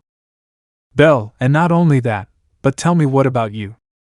Fels, not much. I helped the Xenos by giving them better weapons and armor, improving their hidden villages, and I didn't tell them you were expelled from Oreo. Bell, I know. Do you remember what you told me when you left? Fels? Bell, you told me. When you come back, I'm sure you'll come back as a hero. You could say that you were one of the pillars of my comeback. Fels blushed a little. Fels, exageras, she said with a blush on her cheeks. Bell, I don't. You gave me this eye, the one that saved me so many times. Bell put one of his hands on top of Fels's. Bell, because of you I'm still alive, and this is something I always wanted to tell you face to face. Fels was red. Bell, thanks for everything, Fels. His voice not only expressed gratitude but something more, that something that he had deep within his being. Those were his true feelings. That is the thank you for all the times he was saved by her invention. Bell, if you want something I'll give it to you. If you want me to do something, just tell me and I'll do it. His eyes were sincere. There were no ulterior motives or anything. Fels, you're welcome. A beautiful smile emerged from her. She barely knew a little of what Bell lived through, but her invention helped him. What took years of her endless life paid off. She was truly happy. Fels, well then tell me what else you experienced. Bell was surprised. Fels, tell me everything please, Bell. Cranel. She shook her head. Fels, Bell. His smile showed sincerity and something more. Bell was surprised and continued. Bell, well, it'll take me a few weeks to tell you everything, so every next Friday afternoon we'll talk about it here. Does that sound okay to you? Fels, but only if you help me in my lab afterwards. Bell, Traitor. Fels and Bell laughed. Bell, okay, I'll continue. Fels, please. The minutes passed. Bell, and so I became part of a criminal organization, and then I killed them all. Fels, but what about the girl? Bell, she wasn't part of that, so she's still alive. Sips tea. If not, I'll buck you. Bell said something grimly. Bell, well, never mind. Let's move on to the others. Family seat. In Finn's office were Finn, Gareth, Riveria, and Bet. Finn, so that rumor was true? Finn said from his seat. He was looking at some papers on his desk. Bet, it seems so, he said. Bet lying very comfortably on a long sofa. Finn looked somewhat worried. Finn, and tell me, is he seeking revenge? Bet, I don't know yet, but I doubt it. He could have attacked us by surprise as soon as he returned instead of going to the dungeon. Riveria, or maybe it was to become stronger to attack us. Gareth, it's a possibility. An awkward silence fell over the room. Bet, it doesn't matter. Tomorrow I'll be able to confirm if he's the real Bell Cranel and not some idiot looking for fame, and I'll also see if he's looking for revenge. Finn and the other executives nodded. Finn, now the most important matter is. Once again a great silence filled the room, like cities in American natural disaster movies. She had become less expressive than a rock after Bell's death and more bloodthirsty, but she couldn't kill any more Almiraj or any other rabbit-type monsters for obvious reasons. They always reminded her of the boy she killed because she was the one who gave the final blow, the one that blew out the poor boy's eye, the innocent Bell. She killed almost all the members of Olivius without any mercy. They were sliced, beheaded, crushed, cut, disemboweled, etc. And above all, she killed the red-haired tamer, or so she thinks. What will happen tomorrow? And Bet asked for more money to bet. Chapter 22, Belle vs. Time Part 1. No lie. The next day, the sun rose over the labyrinth city, and a little rabbit was asleep in a room full of very strange things. Belle, Alfia, Alfia, qui? Belle, levantati. Alfia, bucking mother sigh. Belle slapped him right on the head with a flip-flop. Belle, don't say bad words in front of me, sigh bucking hell. Alfia, you hypocrite. Belle, tell me something I don't know. Alfia, pigs can't look at the sky. Belle, I already knew that, I grew up in the mountains. Alfia, a sneeze travels from your mouth at 965 kilometers per hour. Belle, okay, you when I think I don't want to know how you know that. Belle said while scratching his head. Belle, okay, get up, we're going to make money. Alfia, why? Belle, I don't know, I hate to buy food, clothes, food, more food to check and to pay my debt. Alfia, well, since. Belle, okay, I'm going to go create alter egos. Alfia, and my roast? Belle, I did it to you yesterday. Belle said confused. Alfia, that's right, the ellipsis, well, this is better than another chapter on the same day. Belle, sometimes you say very strange things, Alfia. Alfia simply shrugged her shoulders. Belle, well, I'm going now and tidy up this pigsty. He said as he looked at Alfia's room. There were so many things it was hard to count. There were 3 gold triangles that created another triangle, a red hat with the letter M, a statue of a smiling sunflower, some very large gold rings next to some gems of great power next to some red and white shoes. You could also see among the scattered clothes a solid gold ring with strange writings, a black notebook that on the cover said DA-.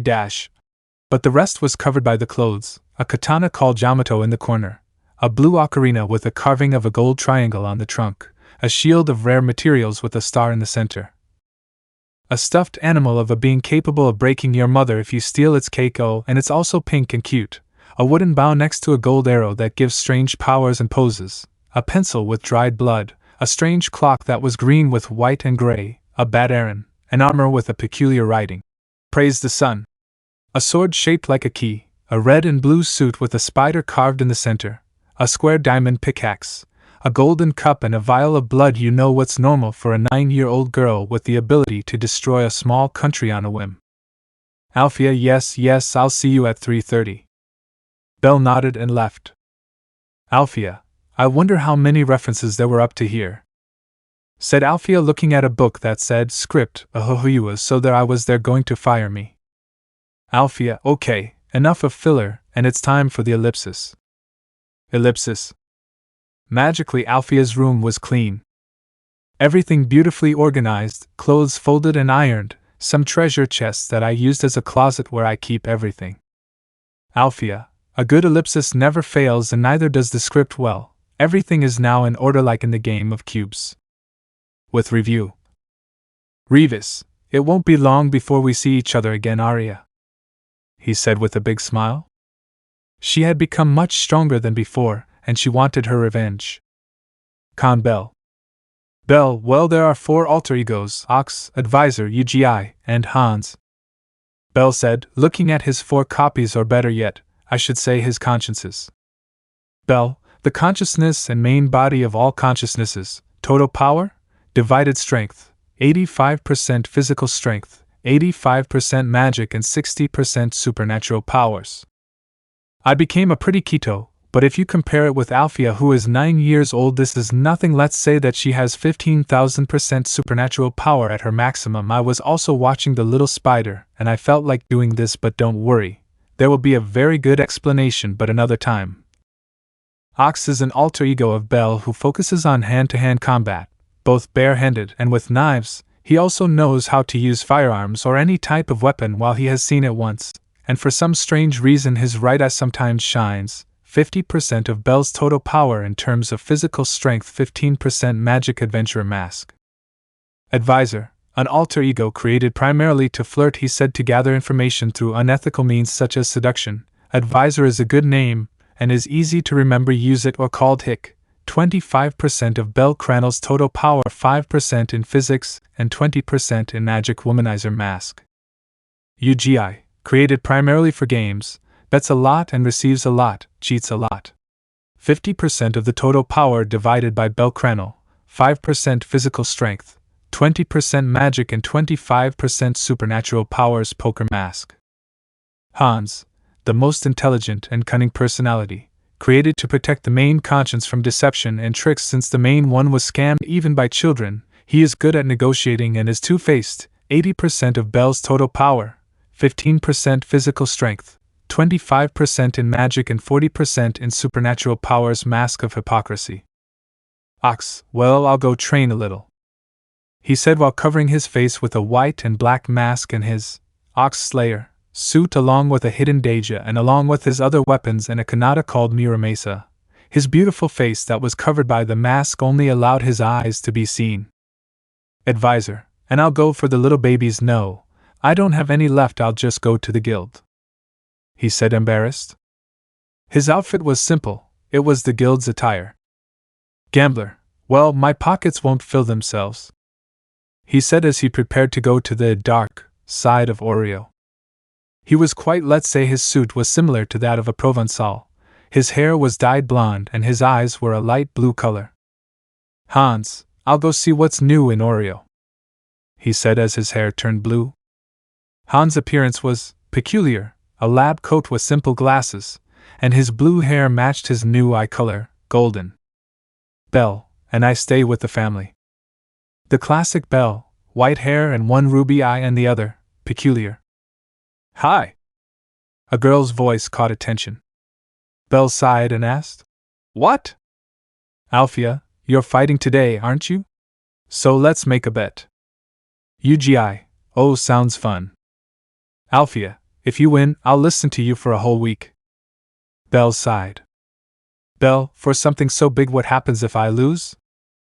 Alfia, it's a secret, he said with a crazy look. Advisor, that sounds a little dangerous. Go to ENTRO. Advisor, I'm coming in. Bell, I'm coming in. Ox, I'm coming in. Hans gave a deep sigh. Hans, I'm surrounded by idiots since I'm coming in. Alfia, well, we'll play a. I don't finish the sentence because I take out the damn notebook, the script notebook. After playing a game that I won't bother mentioning, Bell and all of his alter egos somehow lost. What could he do against the living Deus Ex machine? Bell was on his knees. Bell, how? Alfia, it's simple, I'm all powerful and everyone doesn't give a damn about me, joppies. A slap on the head by Bell. Bell, what did I tell you? Alfia, sorry. A few small tears came out of her ruby eyes. Bell, your damages are mine, my damages are mine, pierce damage. Alfia's pain was gone instantly. Bell sighed. Bell, so what do you want? Alfia, I want to be in the front row to see you doing shit.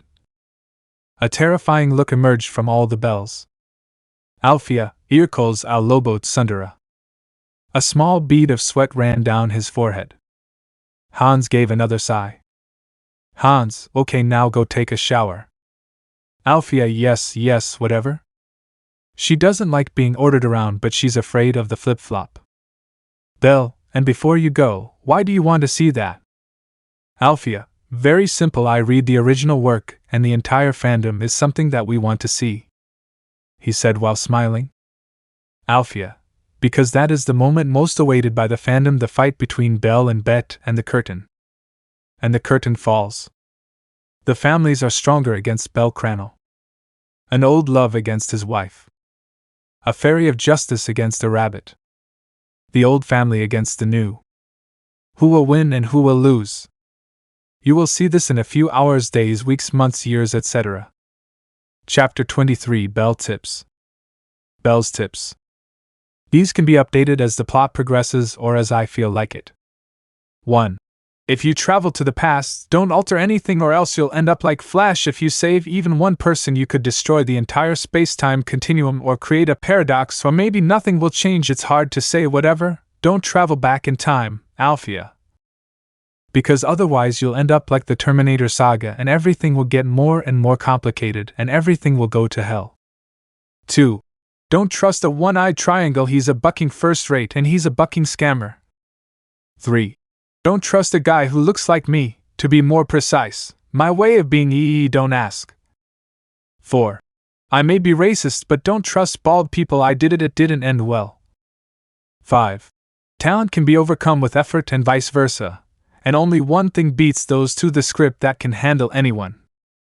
6. Sometimes I feel like we're not real and that our entire existence depends on a being superior to the gods and that if he wants he can eliminate us forever.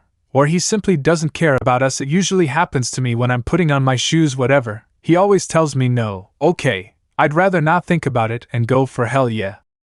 7. Naivety brings happiness, knowing too much is not so good, more so in the Western Hemisphere and even more so where Spanish is spoken. 8. Be a fool. And by this I mean don't let anyone control you and always make your own decisions. 9. The strong protect themselves, but the strongest take care of others. At some point you will have to say who you are. This is not something I should say to a 3-year-old baby. My grandfather raised me like this. 10. The power of friendship can overcome anything. I read it in a book about red donkeys. In the end they all died. 11. Don't care what others say about you. What matters is that you are loyal to your desire, not that of a god or ghost or spirit or whatever. Follow your ideal. 12. Determination is very important. Without it, you are just a meat puppet that doesn't know what to do. 13. Live life. Don't let life live you. Live it. If this seems like a tongue twister, say it quickly 5 times. 14. Alfia is already 16 years old, and I'll tell you this before your first time: use protection, or I'll go get your boyfriend and cut his balls off and make him swallow them, and he better be a good person and have a stable future and also be financially stable. 15. Once you do that, tell her, Hitch, make me a sandwich. I did it with several women and most of it turned out well. Others slapped me and then they made me the sandwich. I'd say it turned out well. My grandfather taught me. 16. Being a babysitter is very stressful. Feeding, bathing, putting him to sleep, making sure he doesn't get kidnapped for a satanic sermon in the middle of the winter solstice. That traumatized me a little. 17. If they hit you, you hit them. 18. Attacks vital organs. 19. What happens in Vegas stays in Vegas. 20. Don't hit the ducks, they'll all come later. Wait, I think they were chickens. 21. Sometimes I feel like this world has a lot of inconsistencies or some things change. Whatever, don't think about it. 22. All is one, one is all. Wake up. Chapter 24. Belle vs. Oreo Part 2. For real. Oreo burst into shouts of excitement. City Coliseum. The Coliseum where monsters were tamed would be used for a fight between two adventurers. It measures a little more than a football stadium. It is a perfect place for combat. It was reinforced with adamantium, so it was quite durable. Screams and murmurs could be heard in the stands. Is it much longer? A child asked. Let it start now. An adventurer shouted. Oh, what great places! I'd love some sausages. A practically bald man spoke with only 2 hairs on his head. Sausages! Sausages! Hot sausages! A sausage seller replied. Wait, sausages? What time of year is this? Yahoo! The bald brain. I would like a churro, said a man with a funny hat and maracas. Hey boss, who did you bet on? A big nose asked. Speaks in Chilean. A Chilean spoke, only God knows what he said. Who would have thought that I would come across this spectacle, my friend? A handsome, elegant man with a mask on the side of his face spoke. Time before the fight, 30 minutes. In the streets of Oreo, people were excited. After so much time, there was a commotion. Their monotonous lives became excited after a long time. Mommy, is it long before we see Dad? A girl in beautiful Korean attire asked. Her snow-white hair was tied back with a hairpin, while her hazel eyes gave off a gleam of hope. Foo, don't worry, we'll see soon.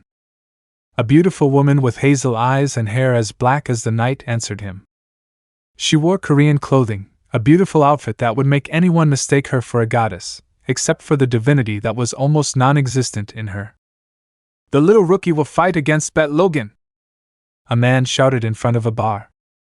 "I'd bet on the rabbit." "I'm for the wolf." Screams and bags of money flew here and there. The woman smiled and approached the girl. "Excuse me, kind gentleman." Silence. All the screams stopped, and they were left speechless. Each and every one of them froze in front of such a beautiful woman, and paid no attention to the girl who was only hiding behind her mother. Can I help you with something?" one enthralled asked. Foo, I'd like to bet on the rabbit," he replied kindly as he pulled money out of his clothes. "Why, yes." A betsman accepted. "Dear lady, I would like to know if would you like something to drink?" a dwarf asked. One person offered his help, and before everyone else could ask and fight, his hopes were dashed. "I'm sorry, but I'm engaged." Crack. The breaking of hearts en masse was heard. "If you allow me, who is your fiancé?" an elf dared to ask. Maybe they have one last hope, maybe he's a nobody and maybe they can win. But life is cruel. "My fiancé is Belle Cranel." At Belle's house. "Belle, Alfia pinched Belle while pouting. "Belle, Alfia, because you pinch me," Belle said indifferently while reading a book. "Alfia, read above." Belle looked up, he only saw the ceiling. "Belle, because I feel like my balls are in danger and that I could have been stabbed." Belle wondered. "Belle, wait, that's normal." And he returned to his book. "Alfia, silly," Alfia said in her mind as she looked at Belle with terrifying eyes. "Alfia, well, what can I do? It's the author's whim." Alfia stopped pinching Belle and prepared for combat. "Alfia, and Mom." "Belle, she said she would finally get her long-awaited revenge, I understand her. After saying that I look at a clock and remember a certain minotaur." "Belle, 30 left, let's go." "Alfia, let's go." Belle put on a cloak and covered his hair with the hood just like Alfia. "Belle, my counterpart must already be at the stadium, we have to give a good presentation," he said as they left the house and headed to the Colosseum. "Alfia, and what did the other counterparts go to do?" "Belle, well, one went with Fels to talk about the investigation. I did, hee. Another went to gamble, another to work in the union, and the other is at the stadium." They turned into an alley, and on the way they found a nosy god waiting. "Hi Belle, it's been 3 years since I last saw you," said the nosy god. "Belle, and you haven't changed since the last time I saw you, Hermes." A silence took over the alley. And then, "Hermes/Belle, are we going through doors next?" A perverted smile appeared on the two, and then silence again. "Hermes/Belle, ha ha ha ha ha ha ha ha." They both burst out laughing and then shook hands. "Hermes, you look so much like your father and your grandfather," he said while chuckling. "Belle, what can I say, I came out a bit perverted." "Hermes, and why not? Your grandfather is the biggest pervert in heaven." While they were laughing they separated, and Hermes looked at Alfia and said, "Hermes, Alfia-chan, you have grown a lot, I am very sure that you will become a beauty." Belle pointed a sword at him. "Where did he get it?" "Who cares, he'll eat cake with your fat sister with a little knife that doesn't cut well, I'll continue." Alfia pulled Belle's cape. "Belle, oh right, we're going to the Colosseum and I need your help." Hermes, "Okay, but put down the gun." Narrated by Alfia. You're probably wondering what happened up there. Well, I'm the character that bad scriptwriters used to explain the plot and events. Well, one of Dad's counterparts went to look for Hermes and told him when and where to meet him. Maybe it will appear in an SS of this story, but I'm not sure. Well, that's all, see you. Narrated by narrator. Thanks to Alfia's explanation, they all appeared above the statue of a god with an elephant mask. How did they appear above? Alfia. Belle, well, that's the presentation ready? Alfia nodded and Hermes smiled. Belle smiled too. Belle, it's time for the third act to end the season. 20 minutes before the fight. With review. She was in the stadiums waiting for that golden adventurer to appear. 10 minutes before the fight. At the stadium. People were excited, the stadiums were packed to the rafters. 2 exits would open slowly. 9 minutes before the fight. The family of the goddess of deception was somewhat frightened. 8 minutes before the fight. The family of the goddess of the home worried. 7 minutes before the fight. And the family of the goddess of war was waiting to capture him. 6 minutes before the fight. A vigilante elf was praying for a rabbit to win. 5 minutes before the fight. The guild was in an uproar and a new white-haired member was working at full speed, just like the rest of the staff. 4 minutes before the fight. The people on the street were waiting anxiously. 3 minutes before the fight. Mirrors came out from all sides to show the fight. 2 minutes before the fight. Wait, so I paid for nothing? I feel cheated. 1 minute before the fight. The doors swung completely open. 0 minutes before the fight. I am Ganesha. We already know Ganesha-sama. A werewolf came out of one of Logan's stalls. Bet this took quite a while. I walk slowly until I am about 20 meters in front of the exit. It's a bit boring, but the battle will finally begin. I am Ganesha. People are excited. Until. Where does this beautiful music come from? The music came out from Belle's side then.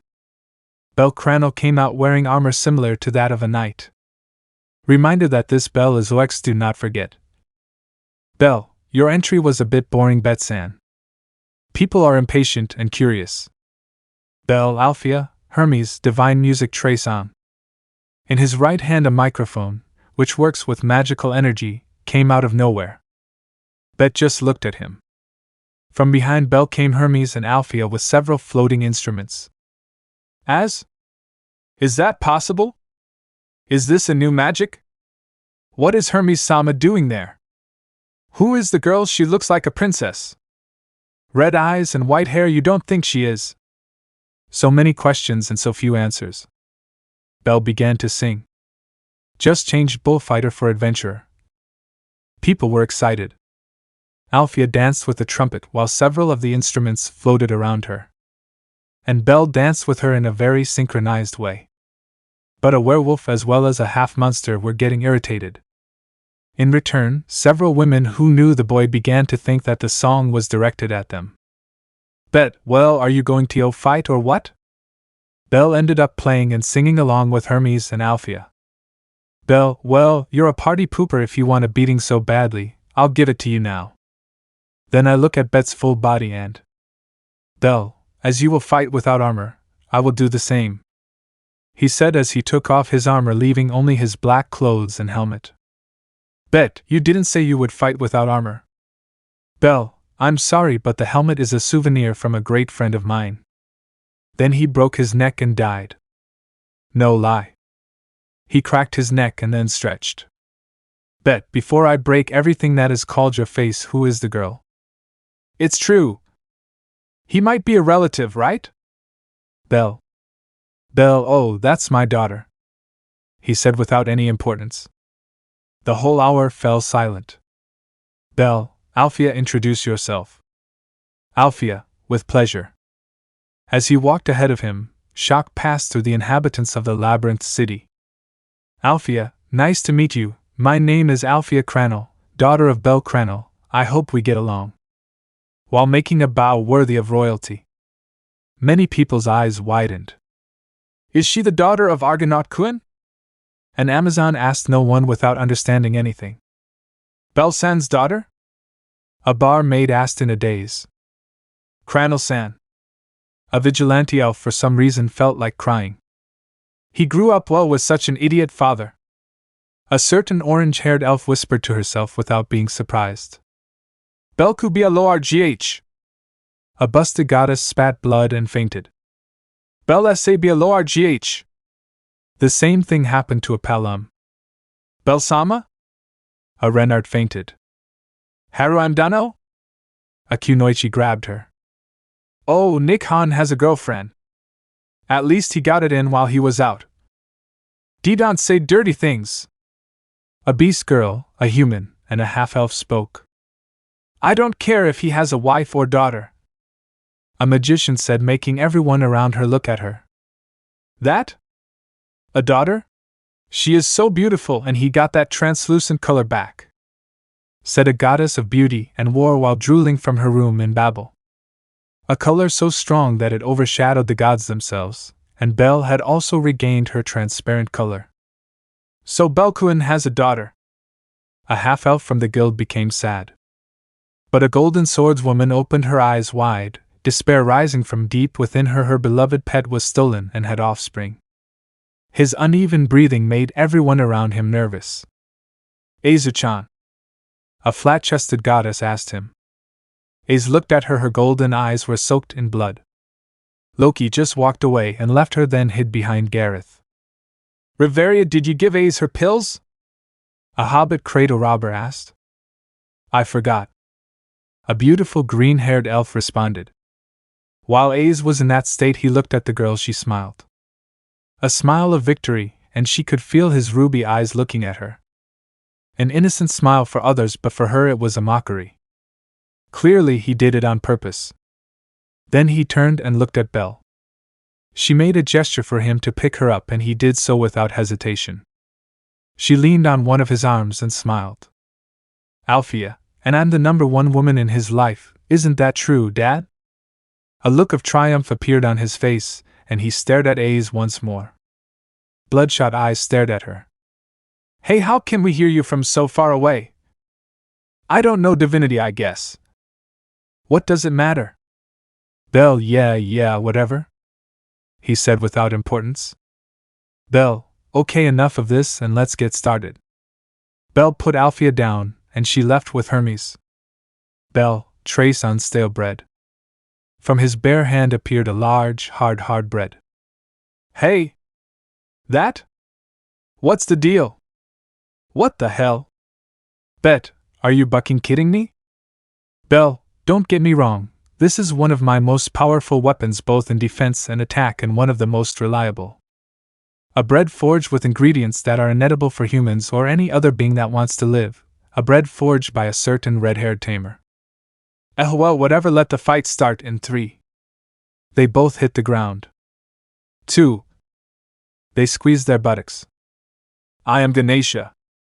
We already know Ganesha-sama, and one other. +4. Althea screamed. That? Boom. The sound took 1 second longer than the adventurers, and before the others realized, Bet Logan was missing 5 teeth and was embedded in the wall. And Bel Cranel was standing without his helmet. Long white hair covered his eyes and they couldn't make out his face well, but they could tell that the bastard was handsome. What happened? Now I explain. Both adventurers went at sonic speed and only the most capable adventurers could see it.